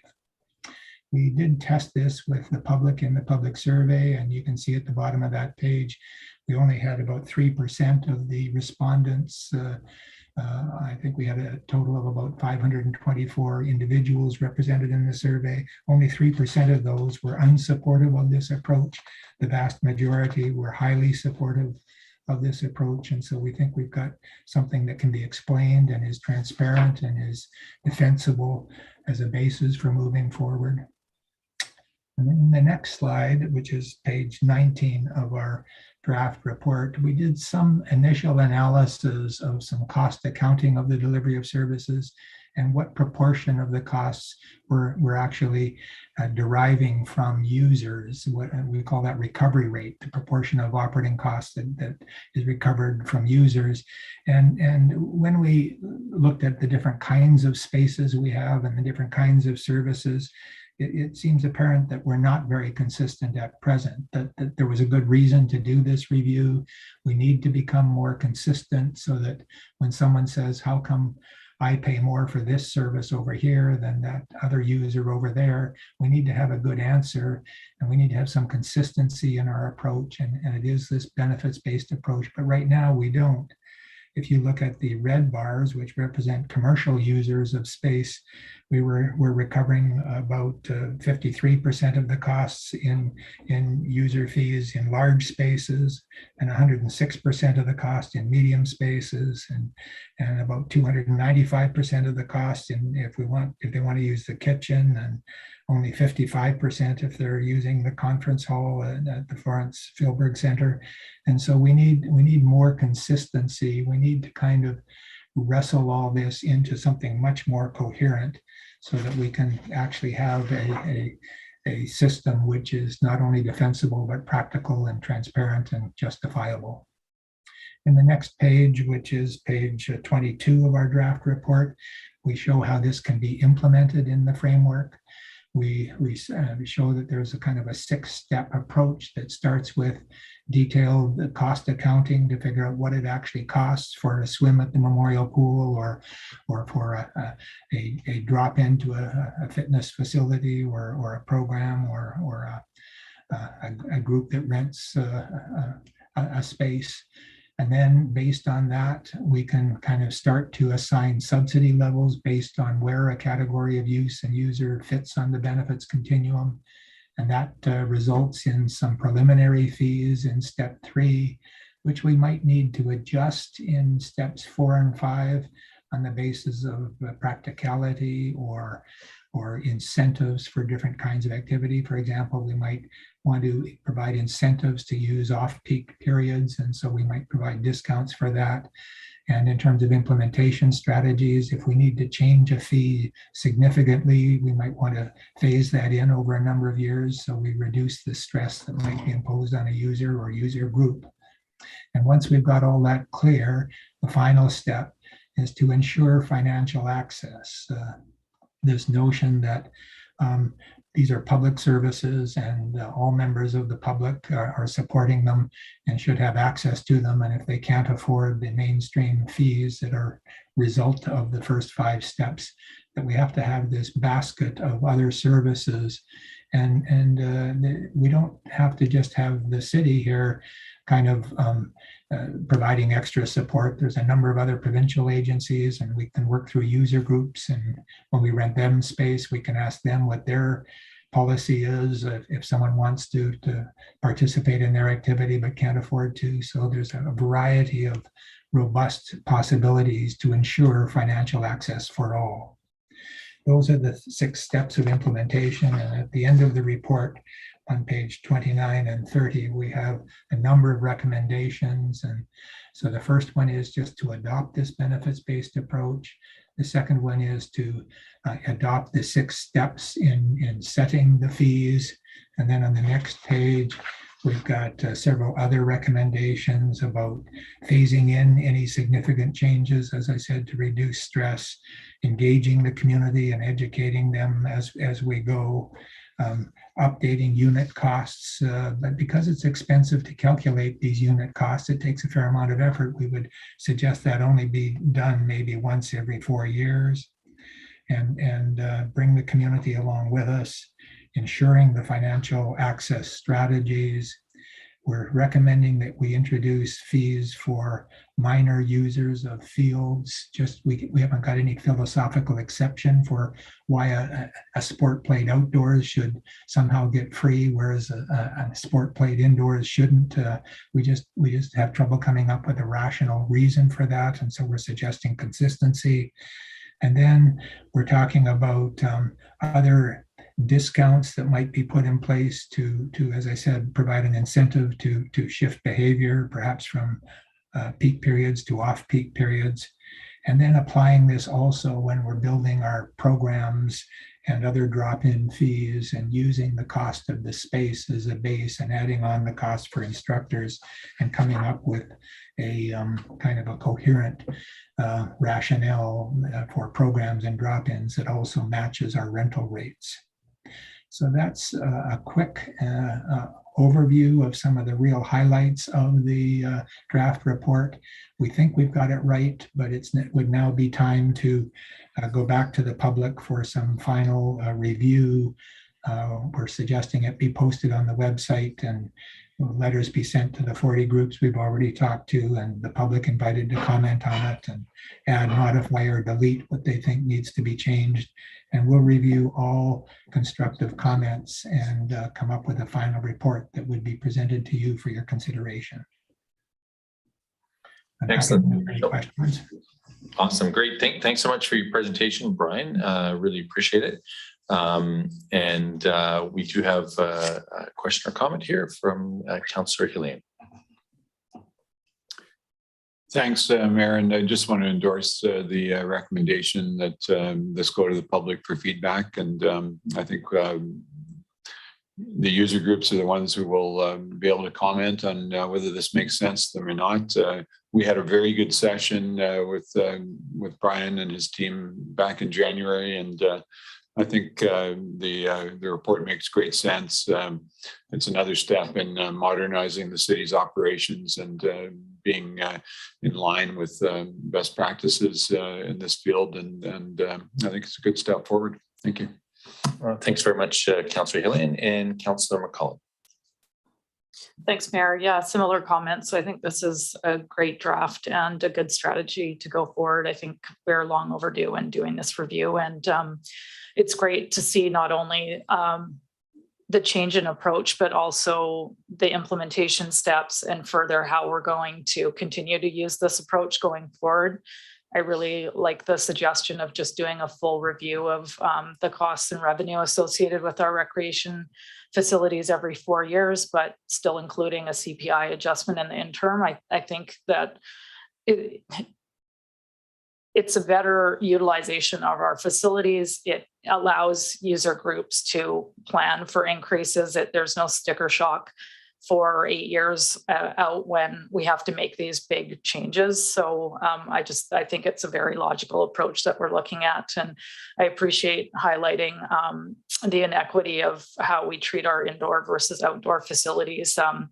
We've heard from local sport groups in the last year just about the lack of outdoor sports facilities, and perhaps not recognizing the costs of providing these facilities has led to a lack of development in them. And if we're going to look at expanding them, I think we also need to treat them as the expensive facilities that they are and charge user fees as necessary. So just wanted to make those comments. Thanks.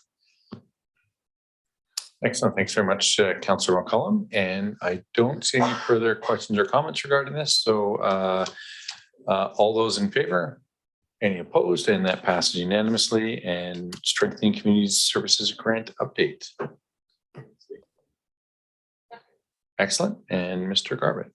Thanks, Mayor and Council. Ms. O'Connell is going to give an overview of this update, and Mr. Rushton's also on the call, I think, for questions if there are any. Thank you very much, through Mayor to members of Council. This is your first update post-transition of the Strengthening Community Services Grant from the CVRD to the City of Courtenay. So as you may recall, the City of Courtenay and our staff were given direction to do what was necessary in order to take over administration and management of the grant. We were successful in achieving full support from all the member municipalities that were part of the original regional grant that was submitted by the CVRD back in 2021.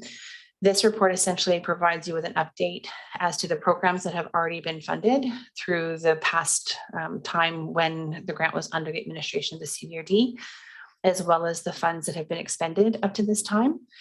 It speaks to the requirement to submit an amendment to the BCM, who is the funder, or flowing the funding through from the province and the federal government, Specifically a situation in regard to the availability of a larger facility for the Connect Day Center, as well as potential shelter, that between the time of application and the time of funding was no longer an available option. So we are currently working on the amendment and are on the verge of submitting that to the UBCM for review and consideration. That basically reflects the same types of delivery of service, but at the current Connect location, which is a city facility that council approved lease agreement for back in October of 2021. The other component of this is, as you will also see in the report, the original 2021 funding term should be ending at the end of July of this year. Having only expended 19% to date, we were not going to be able to spend all of the money that had been allocated to the region in the absence or without being granted an extension. So far, all discussions with the UBCM prior to formal consideration and approval have been very encouraging that we will be considered for an extension for an additional year, upon which we'll have lots of time to extend these funds. I have been meeting regularly with the committee who's been helping to inform the different needs within the community, as well as they've been helping to review any amendments that we've been working on, including the budgeting items. So some examples of programs that you will see funded pending the approval of the extension and pending the acceptance of the amendment. And I'll speak to why amendment is very important as opposed to considering this as a reapplication. Include the re-establishment of a daytime community access hub with additional funding that is a bit different from the previous model, which would seek to support things like enhanced security, create and facilitate a community advisory committee, as well as peer-led outreach around the vicinity of the access hub itself. Basically, we're trying to create a model that is going to mitigate as much as possible any potential negative impacts on the surrounding community in order to destigmatize the provision of services in support of individuals experiencing homelessness in the downtown core. Another component would be rural outreach on Denman and Harvey Island. So this would be funding for a part-time outreach worker who would be leveraging existing events to work with clients to provide direct connections to support services. Community engagement and anti-stigma. So this is actually a wide range of different activities, ranging from promotional or informational and educational materials to something along the lines of Sunday service and the expansion of Sunday service to include invitations to residents and businesses who live in close proximity to come and share a meal with the folks who are accessing that service, again, from a destigmatization lens and trying to get people to have a better understanding of the challenges folks in the community are facing. Training and capacity building, so that's across municipalities. So that's looking at trauma-informed training, culturally informed practice, violence prevention, mental health and addictions education. And this is for all frontline learners, ranging from park staff who may be encountering a homeless camp to recreation staff who are supporting the shower program to my bylaw officers who are working on the disencampment processes each day. The last piece has to do with community outreach and anti-stigma from the perspective of peer-based activities. So this would include the morning crew, which are residents of a local supportive motel where you're currently being provided temporary accommodation during COVID through various ministries of the province, where they're going into areas that are providing services and doing needle sweeps, but also providing individuals they may encounter in those areas with information around the availability of services. So the next steps is essentially to complete the amendment process. Once we have the amendment submitted, we'll then be waiting to hear back whether or not it's deemed an amendment and therefore we're good to move forward. Or if there are too many changes being proposed, where we then land in the realm of reapplication, which is what we were trying to avoid in any amendment. In the sense of reapplication, it would be considered a new application, would go through the application review committee, which could take up to 4 or 5 months before you would actually see dollars going out the door. So it was very important to keep any amendments proposed very much in alignment with the original application. The other part is we heard very loud and clear of council and the member municipalities' desire to hear more about the programs that are being funded. And there is a commitment from myself as the current lead and Craig after me and our new grant administrator to ensure that City of Courtenay Council, the residents of the regional district, the Comox Valley at large, will all be kept up to speed as far as how the money is being spent, what the metrics are on the number of folks who are being supported, what types of services are being provided and accessed, and really highlighting the great work of these nonprofit and local community organizations that are going to be taking this funding and putting it to extremely good use. Thank you. Excellent. Thanks so much for the detailed report. And that has generated a question or comment from Councillor Hilly. Thank you, Mayor, and thanks so much to our all-star staff who have stepped into the breach and salvaged this program to the extensive gratitude of many in the community, and I know those of us around this council table. I did just want to clarify one item. The staff report includes a letter from UBCM, and it has a line in it that says, as outlined in the program and application guide, the remainder of the grant will be issued when the approved project is complete. So does that mean that if the extension is achieved and there's an extra several $100,000 that is available, we won't actually get the money until the end of the grant? Or does that mean something different? Thank you very much, Councillor Hillian, for the question. The program itself will be 100% subscribed. And essentially what would be happening is the city would cover the expenditures between the initial transfer of the grant and then what is spent. And then at the submission of the final completion, the city would be paid back from the grant for the money that we'd already expended. So this isn't additional money. It's money that's planned in that $1 million+ expenditure programs. It's just a bit of delay in the final payment as pending the submission of our final report. Okay, and I see our Director of Financial Services is here, so I'm assuming we're okay with basically fronting the money to provide these services, knowing that we'll get paid back. Okay, thanks very much. And Mr. Garbutt had a comment. Just like I wanted to add, so this is the same situation though that the CVRD was in as well. And so we have the ability to cover these expenditures through our existing revenues at this point. And given the conformity between the original grant and the amended grant, we're really confident that this won't be an issue.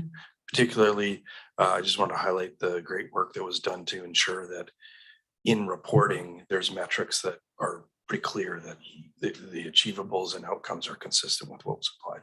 And that reflects input that we had with UBCM. And I really, they won't be listening to this, but I did want to acknowledge that UBCM staff were extremely helpful in both the original application that Ms. O'Connell undertook with Ms. Capelli originally, and the subsequent work that we've been doing. And I really wanted to acknowledge that because everyone at this table and the board table wants to make sure these things are flowing as quickly as possible. Excellent. Thanks, Mr. Garbutt. And the UBCM staff, from the meetings I've been to, I mean, they're as focused on making sure that we're as successful as we are. So it really is a team effort. So it's been great to see. Councillor Moore. Great, thank you, Mayor. So just to clarify on that point, this isn't my original question, but because these projects are going to be pre-approved, then we know for sure that they're going to be eligible for that money if we have to go back and get reimbursed. Okay. My question was about Connect. Under the project right now, it's providing day services, but the expansion to create more beds would be one of the pieces of this grant. I'm just wondering when we expect that overnight service to return, or whether it's going to be operational as half of it before the rest is done, or what's going to happen there. Thanks. Thank you, Councillor Mooring. I'm really glad you asked this question. The remainder of the grant, because originally the funding that was requested was requested for a 1-year period that would have seen a temporary expansion or provision of shelter services in the new location. We now have, in inheriting the grant from the CVRD as part of the transition, we have that 20% that's already expended. And now if we're bridging until July of 2023, it's actually the amount of time is far greater than what was originally proposed in the original grant. So I worked quite closely with Heather Ney, and we looked at the cost of running the day center as well as the overnight shelter from now until the end of what would be the extended grant term if it was approved. And it was double the value that we have left in the grant funding. So that's where the committee, like the grant committee, actually comes into play as far as determining where the priorities are. So that committee includes Angela, who's the head of the coalition, Roger Kishi, Heather, and myself. And essentially we had to have the discussion as far as what was the priority and where the most need is. Was it the day center services or was it the overnight shelter, recognizing it wasn't financially possible to provide both. And the unanimous result or return back from those very informed individuals as part of the committee was the day center was of paramount importance because of the connection to harm reduction, to health services, as well as other components. That said, all hope is not lost. The grant is not the only option or avenue we're exploring in order to deal with the critical need for access to shelter services. Council will be receiving a report from myself at the end of this month, requesting the expansion of the Connect Community Access Hub into the other half of the building.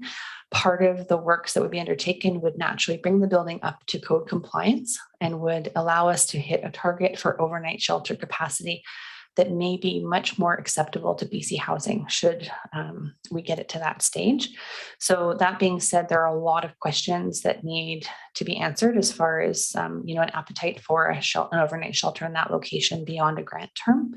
And also we've got to get the capital works underway. And as you know, contractors are hard to pin down, but we do have some really good leads should we get council approval to do that extension and to undertake that work. And I've had some precursory conversations with the Coalition to End Homelessness about how the capital funding to make those improvements of the building could be supported. So there's lots of opportunity, but this grant really is not dealing anymore with the overnight shelter component. That money has been expended through the work of Community Cares back in 2021, as well as the extended term that we're looking at to spend the money. And the loss of that extra or that other facility between application and grant and receiving the grant. Unfortunately, the shelter component is not addressed at this point. Thanks so much for the question and the answer. And it is just an update. So all those in favor of the update, any opposed? And thanks again for that. Glad to see things are moving forward. Next, we have the Heritage Commission minutes. Are there any questions or comments regarding it? Councillor Hillian. Thanks, Mayor. It's not contained in the report, but we recently had a correspondence about a piece of property that had heritage value. Does our committee actually have the capacity to check those things out or with staff support, whether or not there is a heritage value or heritage aspects to particular pieces of property that the city can help to preserve? We'll look to Tats, I think, for an answer for that. He's far more. And just for clarity, the date of those meetings had changed. So I've taken over for Councillor Cole Hamilton to represent the city at those meetings, but I've only been to one. So Tats. Yes, thank you, CEO, to Mayor and Council. Thanks for the question. So we do have capacity. The committee has capacity to answer to or provide some information to the public inquiry. We often receive some historical background research, something staff don't know, but committee member has a long history in the community. So I do, as a liaison of staff, between staff and the committee. I provide that information to the committee, and then sometimes the inquiry, the applicants directly contact a member of the committee, or I provide the information provided by committee. So there's a community, the staff ensure to communication just to occur, and yes, there's a channel between. Thanks very much. And I think, Mayor, you have indicated that you would take that particular question forward. So I appreciate that. Yeah. Thanks, Councillor Hilling. I appreciate that. And I don't see any further questions or comments. All those in favor of receipt, any opposed? That passes. And we'll get into council reports, starting with Councillor Cole Hamilton. And Councillor Frisch. Yeah, sure. Sure, Mayor. I'll just quickly outline my attendance at Snow to Surf. It was more for pleasure than for staff, but I do want to outline that it's a huge community event that was back on this year, and it's been running for 38 years, since 1982. And it's a wonderful community celebration. So I'm really grateful for the organizers and all the volunteers, and of course the support of all the communities that it passed through, from all the way at Mount Washington to the Comox Harbor. Thanks. Excellent. And Councillor Hillian. Thanks, Mayor. I'll just acknowledge that along with Councillor Morin, I've been serving on the task force for physician recruitment and retention. And there was a fairly interesting meeting last week where the subject that some may have read about in the paper did come up, where one of the doctors participating raised the question of whether municipalities should be limiting growth because the lack of physician availability is going to create a significant challenge as our community grows. And needless to say, there was a fairly robust discussion on that particular issue that I'm happy to fill people in on if you like. Thanks. Excellent. Thanks very much, Councillor Killian and Councillor McCollum. And Councillor Morin. Thanks, Mayor. I just wanted to report on the, in conjunction with the Resilience Month, I attended the Community Connections Day at Lake Trail Community School. I was there actually all day with my grandson, and it was phenomenal. It was so well organized, so many community partners. There was a real focus on mental health and wellness, and a real variety of everything from a forest walk activity to a story walk with the whatever the adult learning is now called, with Peter and the book bike, who comes around with pedaling on his bike with a little wagon when he gives out books, which is amazing, and a wonderful lunch. And the choir, the pop-up choir was there. It was really a great event. It seemed to be quite well attended. I wanted to bring it up because there was a comment made that there were a couple people who are fairly new to the neighborhood who attended and were really in need of some services and resources, and were able to make those connections there. And it just really emphasizes for me the importance of these kind of neighborhood hubs. And I know that through the OCP process that many people have commented on the benefit of having vibrant neighborhoods and places for connection. And I just hope that as we go forward, we can look at, I know this is a community school and they kind of guided the direction with this, but I think there's other opportunities for things on a smaller scale in neighborhoods to provide support and resources to our residents. Thank you. Awesome. Thanks so much, Councillor Morin and Councillor Theos. Nothing today. Excellent. I've got a few things on my list. It's been relatively busy getting back into things. Back in April 26th, I did attend the final OCP advisory meeting, which we're getting a final letter from the OCP advisory group to council. Also attended that day the Canadian Council of the Blind AGM and 77th anniversary that was held here in town. So it's first time in apparently 77 years or so that it's been in the Comox Valley. It was great to be part of that. Mterra had a donation to the Comox Valley Healthcare Foundation for just over $2,200. So I was able to attend that event. Also the day of mourning ceremony at Sims Park in recognition of injured and killed workers. And really just want to thank our staff for organizing that event, which is relatively well attended. On the 29th, met with the School District 71 officials as part of council. All of council were there as well, I believe.